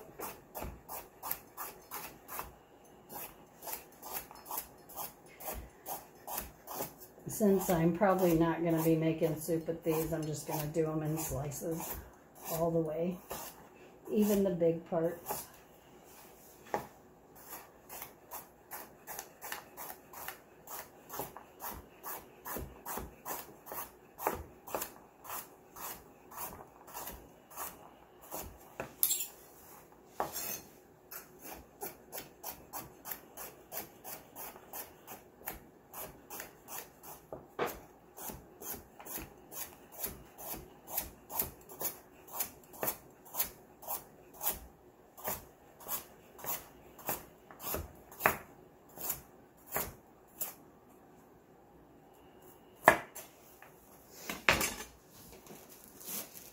These are the twist and tie storage bags. I buy these sometimes to use for things that aren't going to be long-term frozen, or you could even put baked goods in here. Stuff that doesn't necessarily need to be airtight for a long period of time. So, and they're super cheap compared to the zipper bags.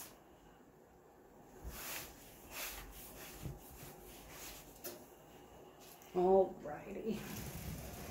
Alright. So I'm going to grab the chicken.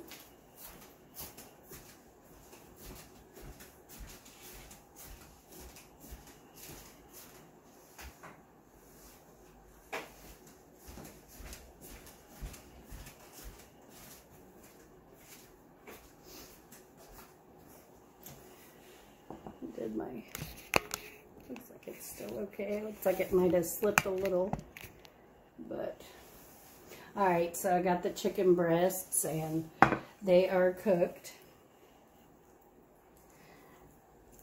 Now, I didn't let them cook so long that the broth was gonna be like super flavorful like a stock or anything like that. I didn't want to overcook my chicken.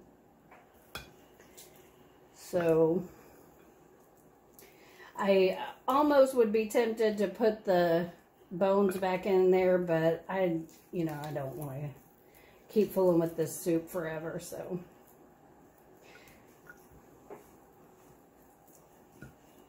So now in both recipes, this chicken is going to get cooked again. So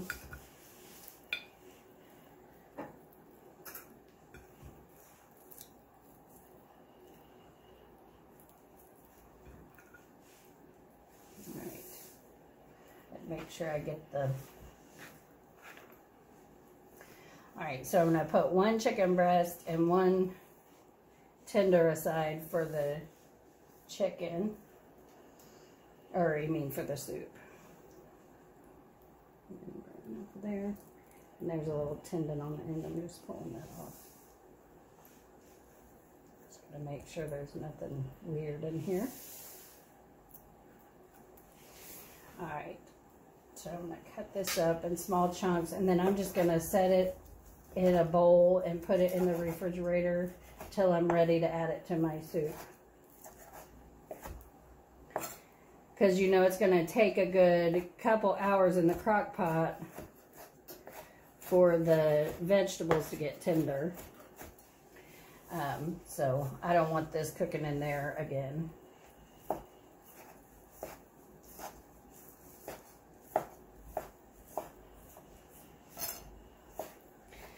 When I went to the store, I was wanting whole chickens so I could use the dark meat for the soup and the light meat for the recipe, but they didn't have any whole chickens for some reason that day. So I just grabbed what they had, bone-in chicken breast, because you definitely need bones for your broth. Unless, so you don't have to use bones for your broth if you're going to use something to supplement the flavor, like bouillon or something like that. Probably not going to add any to this.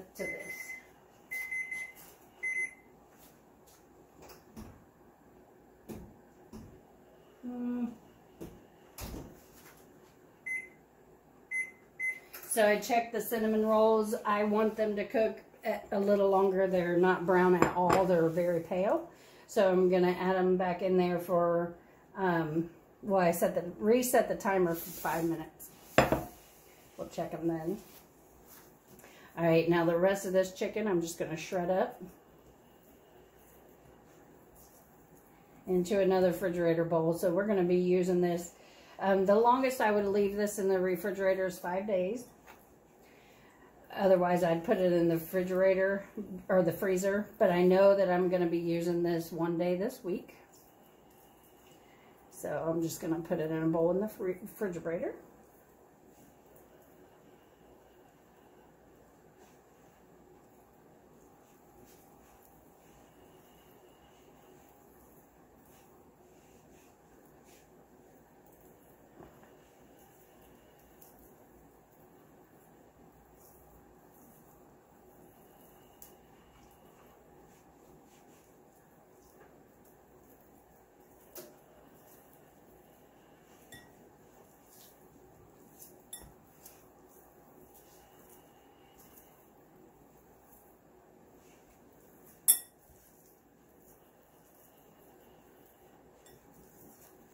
Lately, my middle finger and both joints of my middle finger on my left hand have been really hurting and stiff.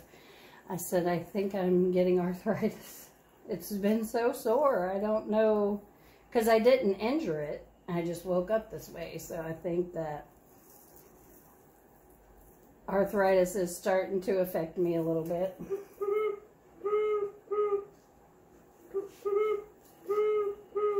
Hey, it's noon. My bird clock is letting me know it's 12 o'clock. It's kind of funny. Someone gave me that out of some things they had gotten from someone, and I said, yeah, I'll take it, because Larry's mom, Meemaw, she had one of those in her kitchen, so it's kind of nostalgic for us.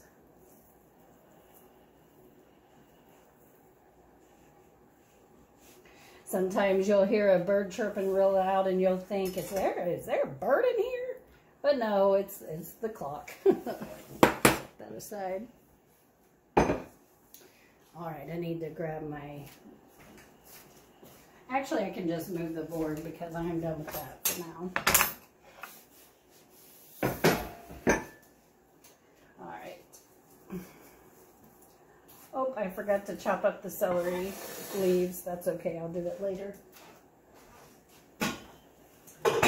Alright. So here's the chicken broth. It doesn't have tons of fat in there because I took the skin off. So I'm pouring that in. Not even going to strain it. It will be just fine. Smells good already. So remember I mentioned that I didn't season it. So I'm going to start with a teaspoon of salt. We'll see how it goes from there. I'm going to add some fresh cracked black pepper. You got to be careful with pepper in chicken broth because it intensifies it somehow, some way. I think probably what it is it rehydrates the dried peppercorns and intensifies the flavor. Alrighty.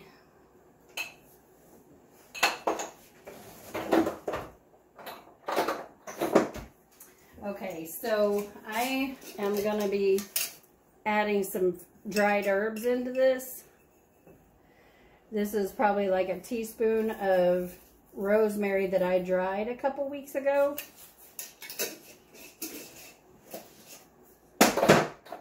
Some fresh thyme or dried thyme from my garden a couple weeks ago. You would not believe, I'm going to add like 2 teaspoons, but you would not believe the difference in fragrance between store-dried herbs and fresh dried. It's insane. There's almost no flavor in the store-bought ones. It's crazy. And then here's some fresh sage that I dried. So I'm going to do less of that in there.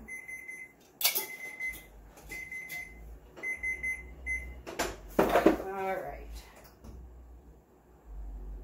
Okay, so the cinnamon rolls on the small tray are getting a little brown, so I'm going to grab those. They kind of, okay, so see what I mean? If you don't get them close together, the filling can run out and run down onto the pan. That's what's happened with these. This is what not to do. So they'll still, I should have put this in a smaller pan, like a pie pan or something. They will still taste good, but they will be missing some of the filling.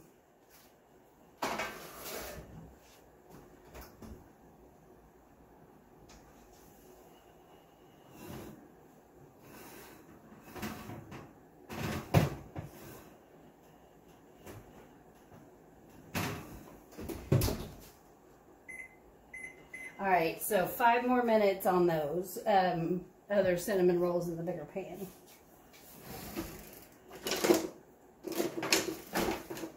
All right, so I'm gonna give this a big stir.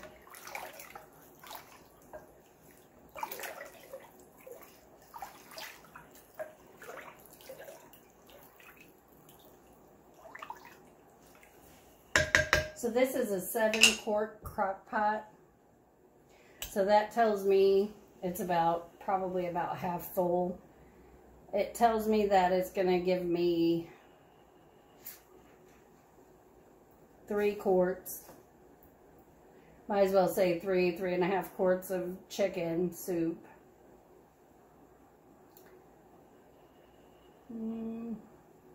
I think I'm going to add a little bit of water to this. And then when we taste it later, if it doesn't taste that good, then, because I really like my soups very brothy. So if it doesn't taste that good, we'll add some chicken stock or chicken bouillon to it. But I actually think it'll be okay. So I'm going to go ahead and add a little water in here. Let's see.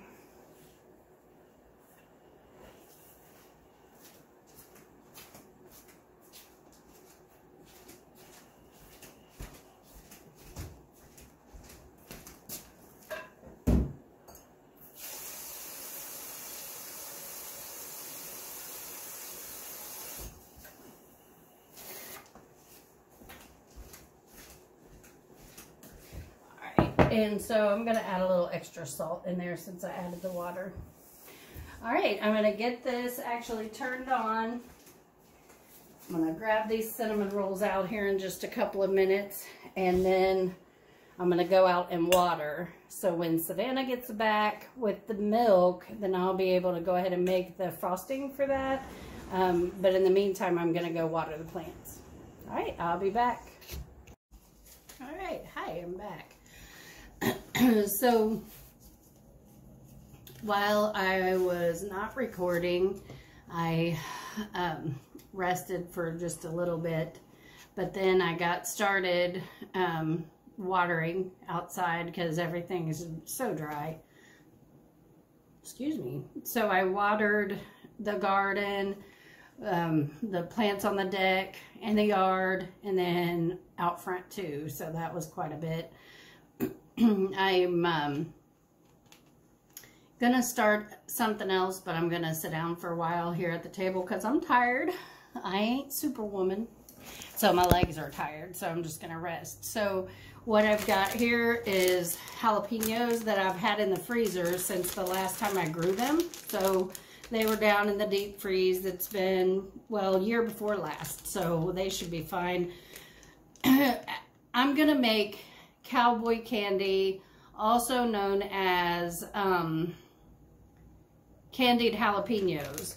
So it's like a spread, or depending on how you cut them, it's either a spread or just like a relish, or you can just do it in rings. I mean, most of the recipes I've seen, they've done it in rings. But I've also got jalapenos in the refrigerator. So what I'm going to do is I'm going to go ahead and check these. Now I know some of this is the last of the season harvest that I had year before last, and so some of them are kind of hard and woody. So I'm going to check them, slice them, and put them in this bowl as I go, and then we'll just see how much we have, because you can do a recipe 1, 2, 3, 4, 5 pounds. I mean, however you want to do it. So I'm just going to get busy and check these out and go from there. My water cup. All right, so I got my knife, and so see, some of these are really big. Ooh, I need to put my other glove on. You might laugh, but I went to bed the other night and rubbed my eye and had jalapeno juice on my hand, so that wasn't much fun. So alright, so I'm just going to start slicing these up. They're a lot softer than a normal jalapeno, but they're going to get cooked anyway, so it's really not going to matter. I'm just going to chop away.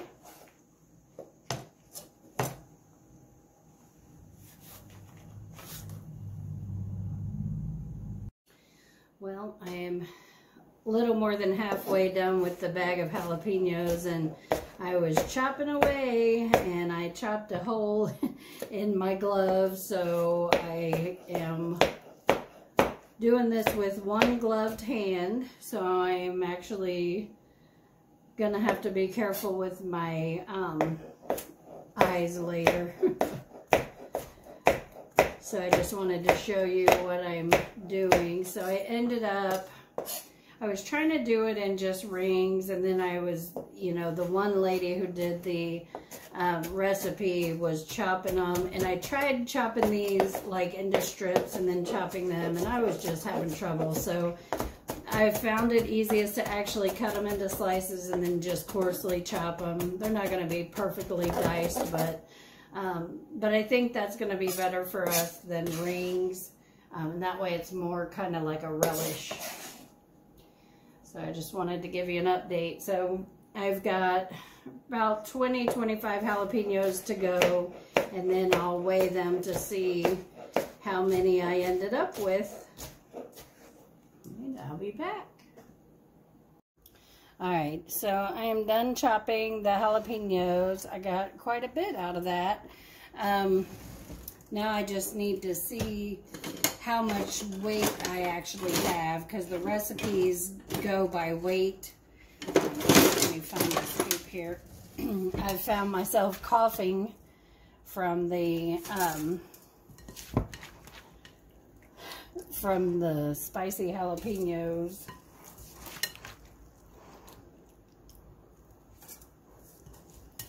All right, 1 pound.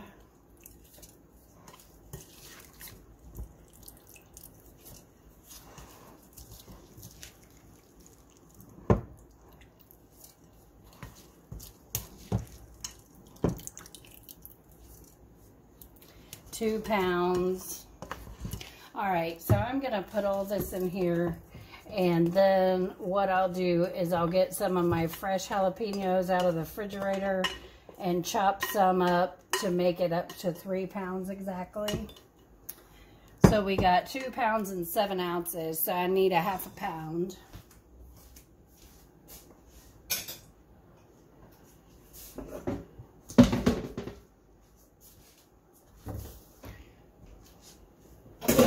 Alright, so I'm going to get those done, and then I'll be back with you.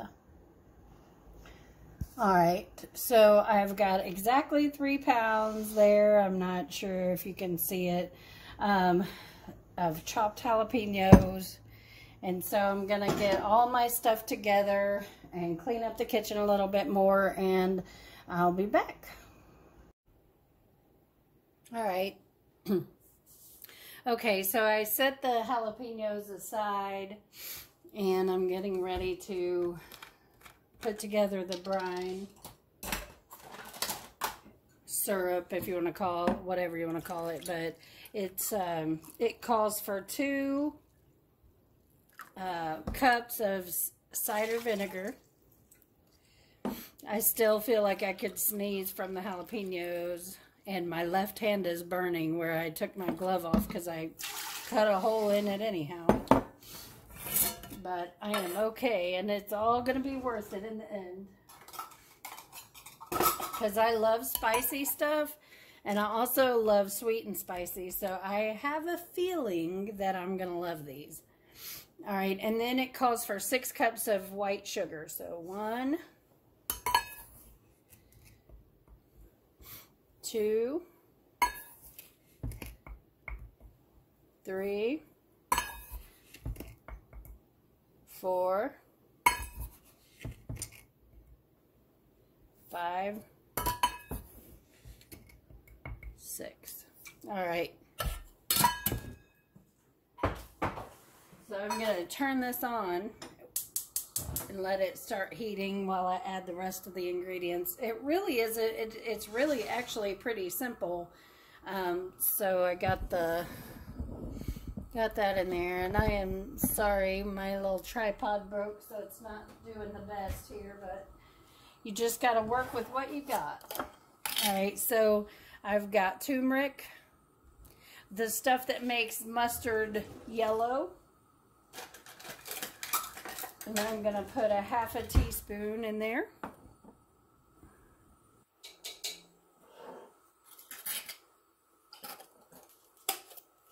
And a ½ teaspoon of celery seeds.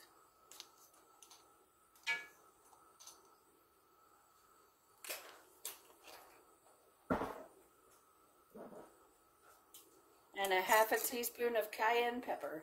As if it wasn't going to be hot enough already, we're adding cayenne pepper.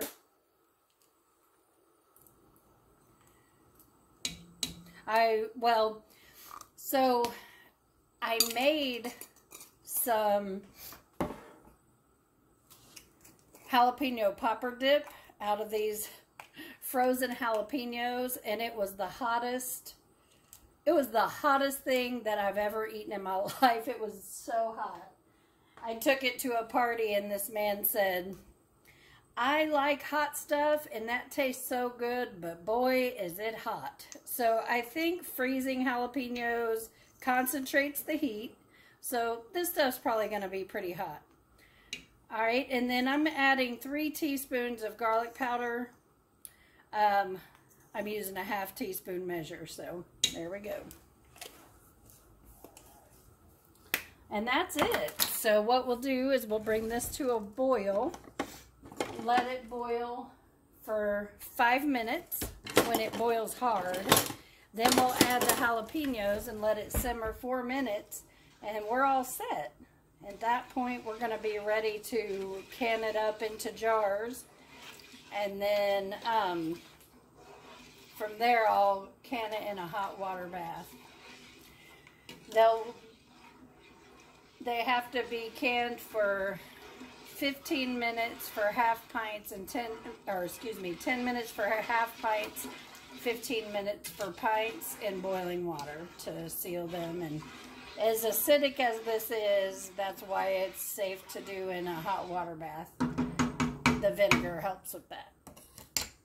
So we're just going to let this come for a boil. I'm going to wash some dishes and get my jars preheated, because you don't want to put boiling hot jalapenos in a cold jar and risk it exploding. Alright, I'll be back. And I brought Alright, so let me pause my TV. of cheese. I am getting there. I wanted to show you this is boiling hard, so I'm going to set the timer. I need to turn it down. Set the timer for 5 minutes. But it smells so good. I wasn't ready because this smells like buffalo sauce. If you like buffalo sauce, oh my gosh, I do. And it will actually make my mouth water if I smell buffalo sauce. So that's kind of what I have going on right now, is kind of that sensation that I'm smelling buffalo sauce. Alright, so when the timer goes off in 5 minutes, we're going to add the jalapenos. Alright, the timer just went off, so I'm going to add all of these lovely jalapenos. They're going to really cook down, so I'm curious to see how many jars I end up with.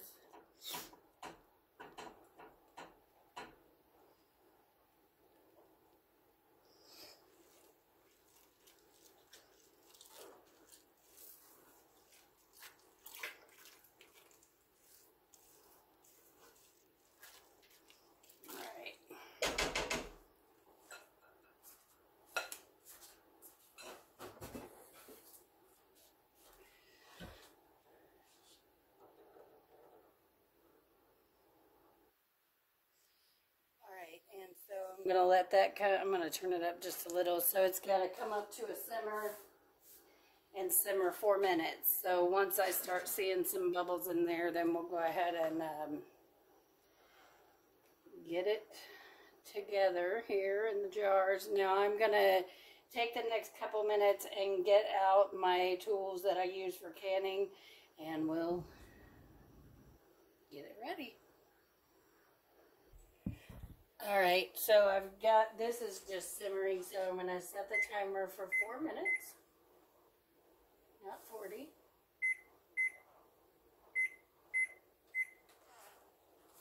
Alright, so we got 4 minutes till we pack the jars.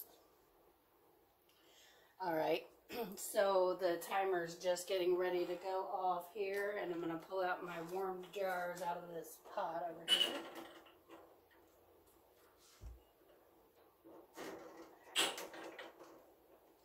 didn't fill them with water, so I wouldn't have to let them dry or whatever. We're doing a very small canning project here today. I just have really, really wanted to make these for a long time. They've cooked down quite a bit, which, you know, we fully expect, so. And I'm actually going to wash the jar that I made the jalapenos in, or the pot, and I'm going to can it in that. So I'm going to actually fill them up, and then I'm going to use this to can them in, so I don't have to get out my big canner.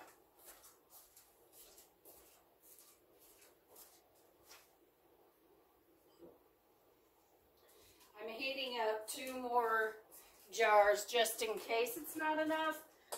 Pint jars, I'm just getting those hot because I'm not really sure, but also you can save the brine if you choose to and use it. And now that I know it smells so good, yeah, I'll be saving it if there's any left. So, all right, I'm gonna go ahead and fill these. So I'm gonna drain the liquid out and just pack them almost full.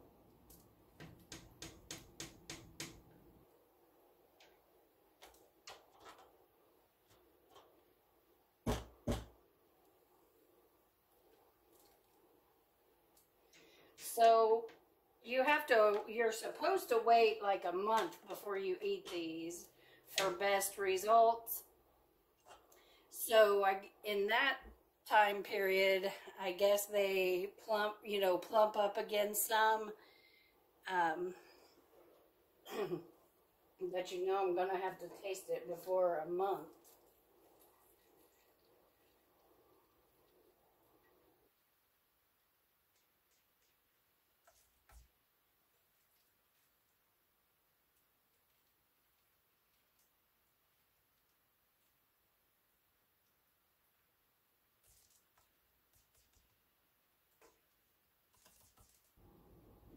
That one's a little full. I'm gonna get a toothpick, not a toothpick, but a chopstick, because you know these settle in there. And then you can also, well, we're gonna be adding liquid too, so I just want to make sure we get them as full as we're supposed to here.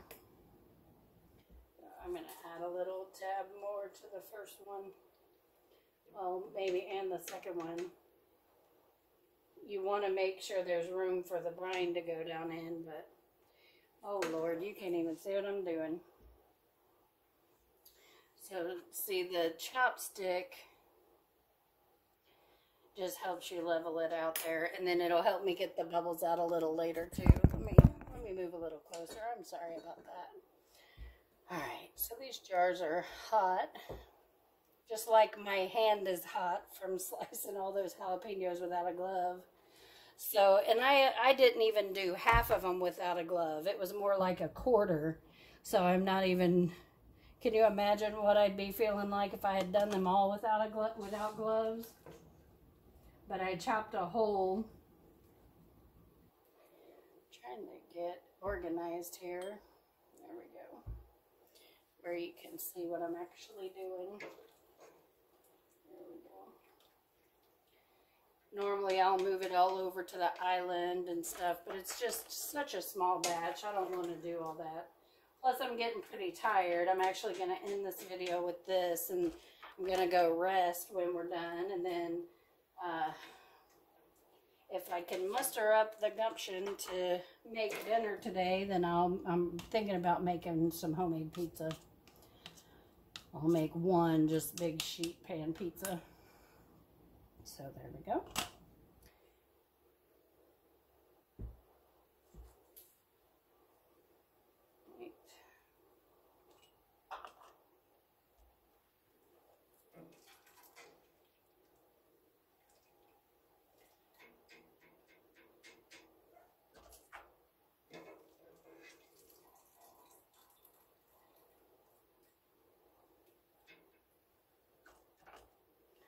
Right. I am actually going to, I checked the chicken soup a little while ago and the veggies were still pretty firm.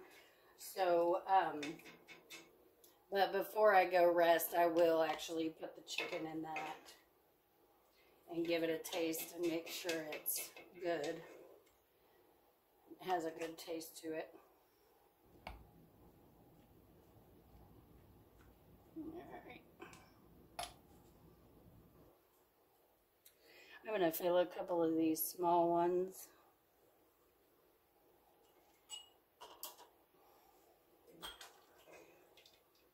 Yeah, it's getting lower on the jalapenos. So in order to have a lot of this, you would have to use a whole lot of jalapenos. I used 3 pounds, but now I know, provided that we like this, I know what I'll actually do with the abundance of jalapenos that I get from growing them, aside from making jalapeno poppers, which are one of the greatest things ever. I usually make them with half jalapeno, or half cream cheese and half cheddar, and then some seasonings, and then I do bacon and everything like that, and then I bake them. But in order to avoid so much cheese, I'm actually trying to think of how I could do it with maybe like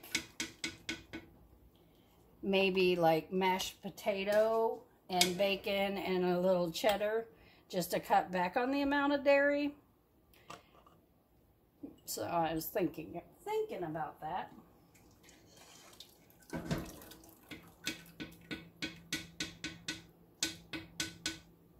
I'm not sure if I'm ever going to get it all out. And there I am, out of your vision again. There we go. I'm sure it's a lot easier if you cut them into rings to get them all out, but hey. You know what? I got another thing that might work.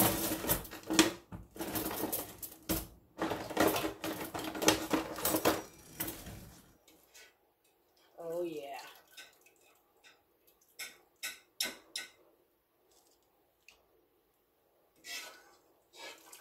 So it looks like it will take a partial one of the pint jars too. Partial.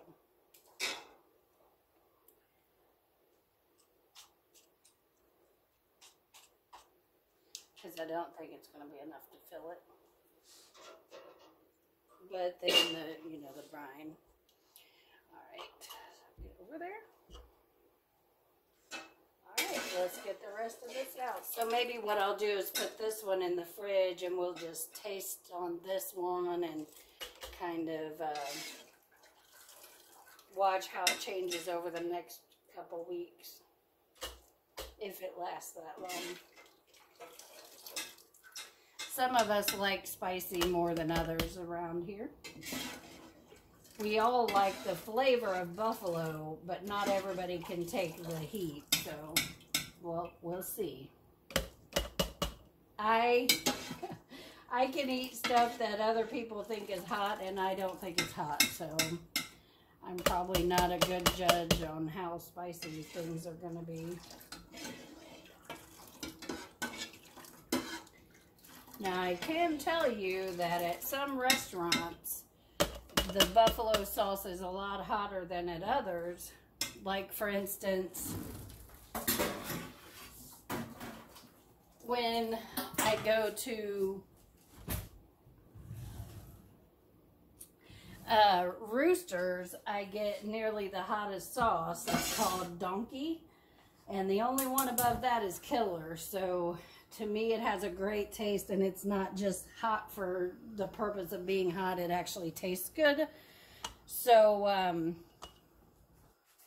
but then if we go to Buffalo Wild Wings, then I'm actually getting I'm getting medium, because their hot has been so hot before that it has burnt my lip. So, just depends on the restaurant. So we got 1, 2, 3, 4, 5, 6, 7 jars, and then a little bit of extra. So technically this is 1, 2, 3 and a half pints. I honestly could probably split this one up and into the jars, but you know, I think I'll leave it out, like I said, so we can taste it. Alright, so now we have to bring this syrup back to a boil and let it boil hard for 6 minutes. So it'll be more thick, I suppose, rather than just liquidy, so it's not boiling yet. So when it, yeah, I'll be back. Okay. So the timer's got like 9 seconds on it.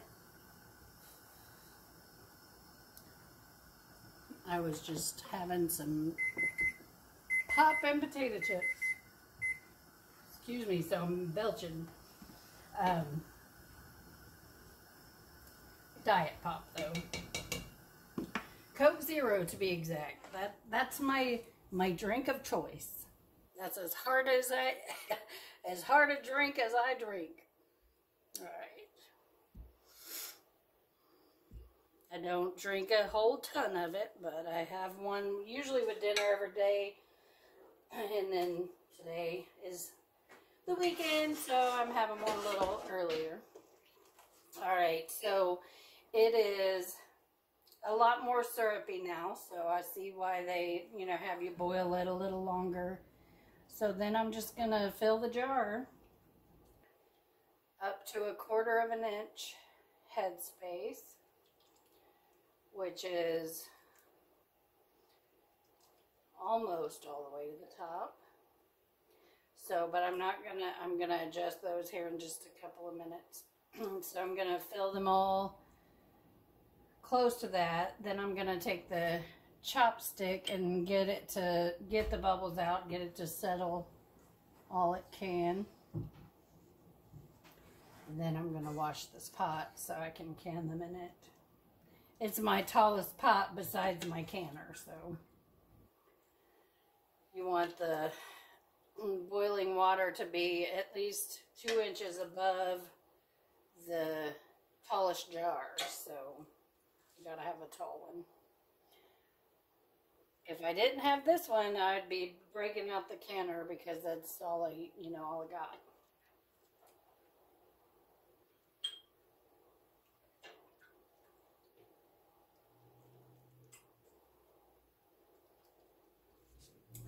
Now this one, I'm just going to do enough to just cover.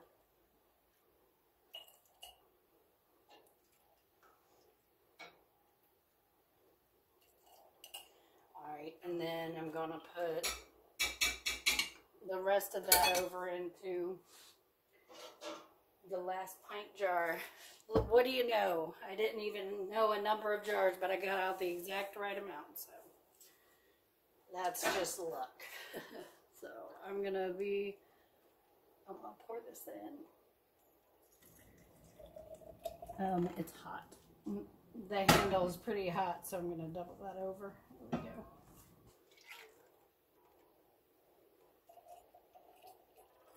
See if I can do that where you can see it go in. Oh yeah. Oh yeah, look at that. So it's gonna make a nice glaze for something. I'm actually gonna give it a little taste here in a moment. Where did my chopstick go? I might have already put it in the sink, so I'll get another one. Alright, so I'm just gonna run this down in there to release any bubbles. If there's air bubbles in there, it can do something with the pressure inside, and I don't know what it'll do, but it won't be pretty. I can only assume, so. Plus, it'll just help things settle down into the jar better.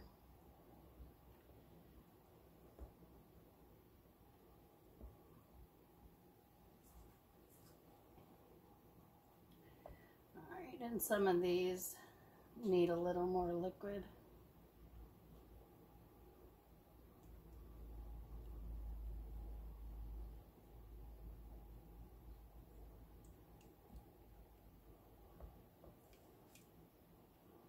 All right, there we go. There's just a little bit left in here, and I'm going to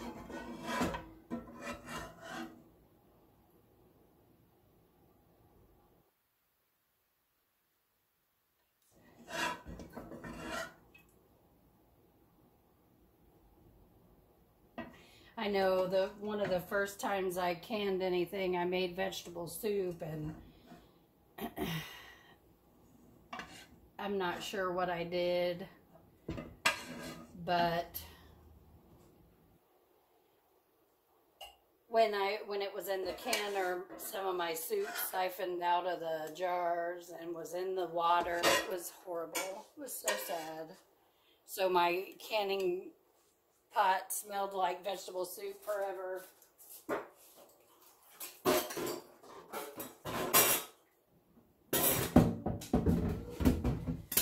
I had also put cabbage in that soup, and let's just say I have not put cabbage in vegetable soup since. So it kind of ruined me on that. But I don't know. It's like it almost fermented or something. I just messed that one up. So what I'm doing now is wiping the rims with a wet paper towel because I want them to seal well. Because you know what, I feel like I need to take a little bit out of that jar. I'm just not comfortable with how full it is. Let's get out of there.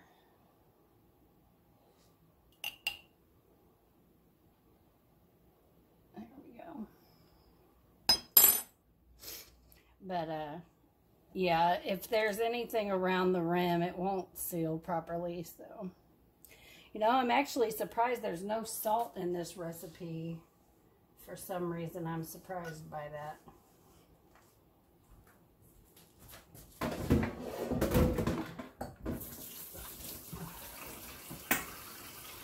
Letting that pot soak for a second, and I'm going to put my lids on here. Now, you may see writing on some of these lids, but they've never been used for canning.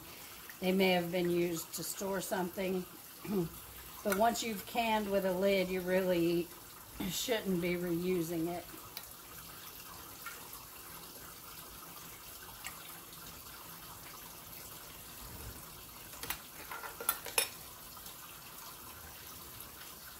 Gotta find one more.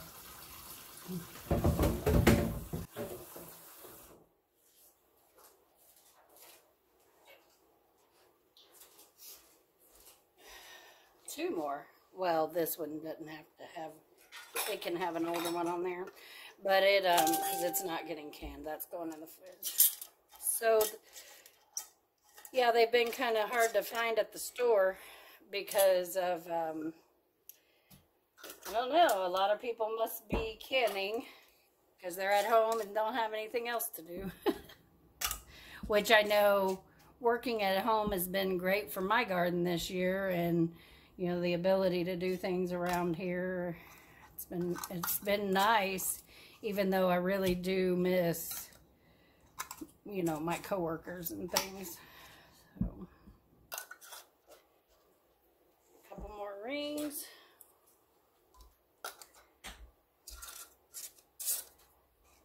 Ouch.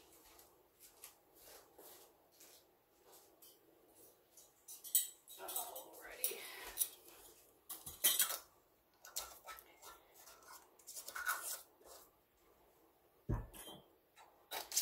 Alright, so I am going to go wash the pot, fill it with some hot water, and get it going, and I'll be back.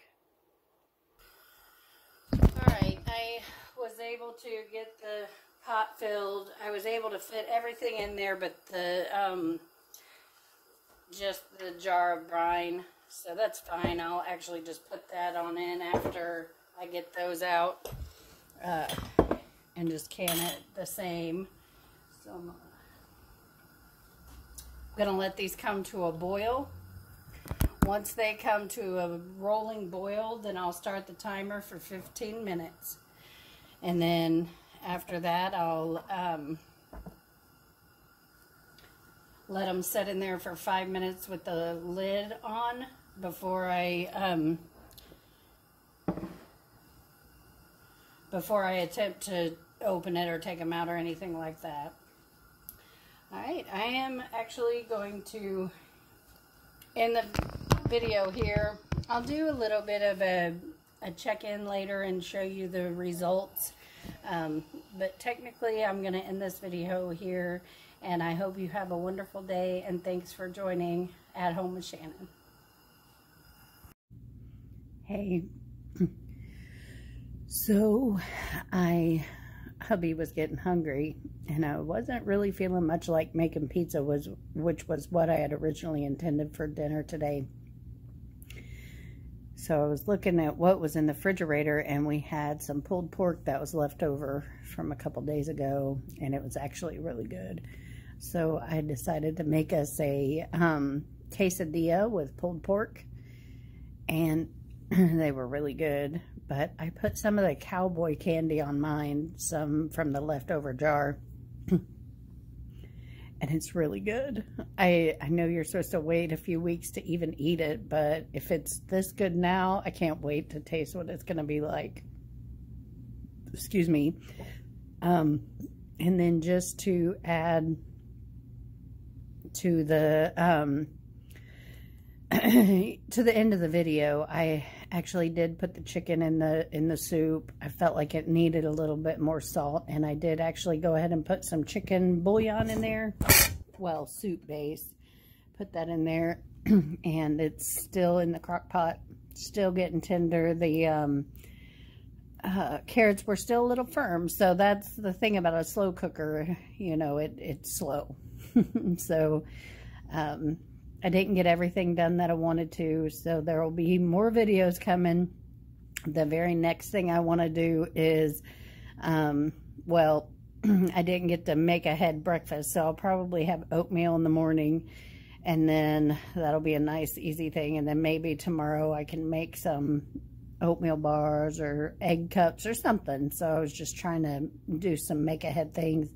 But I want to start harvesting some more herbs out of the garden. I've got basil that is ready to go, and I really want it. So that's going to be the next thing I do, and I'll show you how I do that.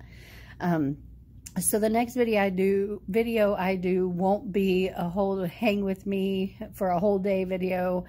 But once I get it edited, I hope you enjoy, and I thank you for joining. Have a good day. So here's the soup. It's actually 9 o'clock, and I was feeling like a little snack, so I went and got it out. It actually turned out really good. I'm very pleased with the flavor.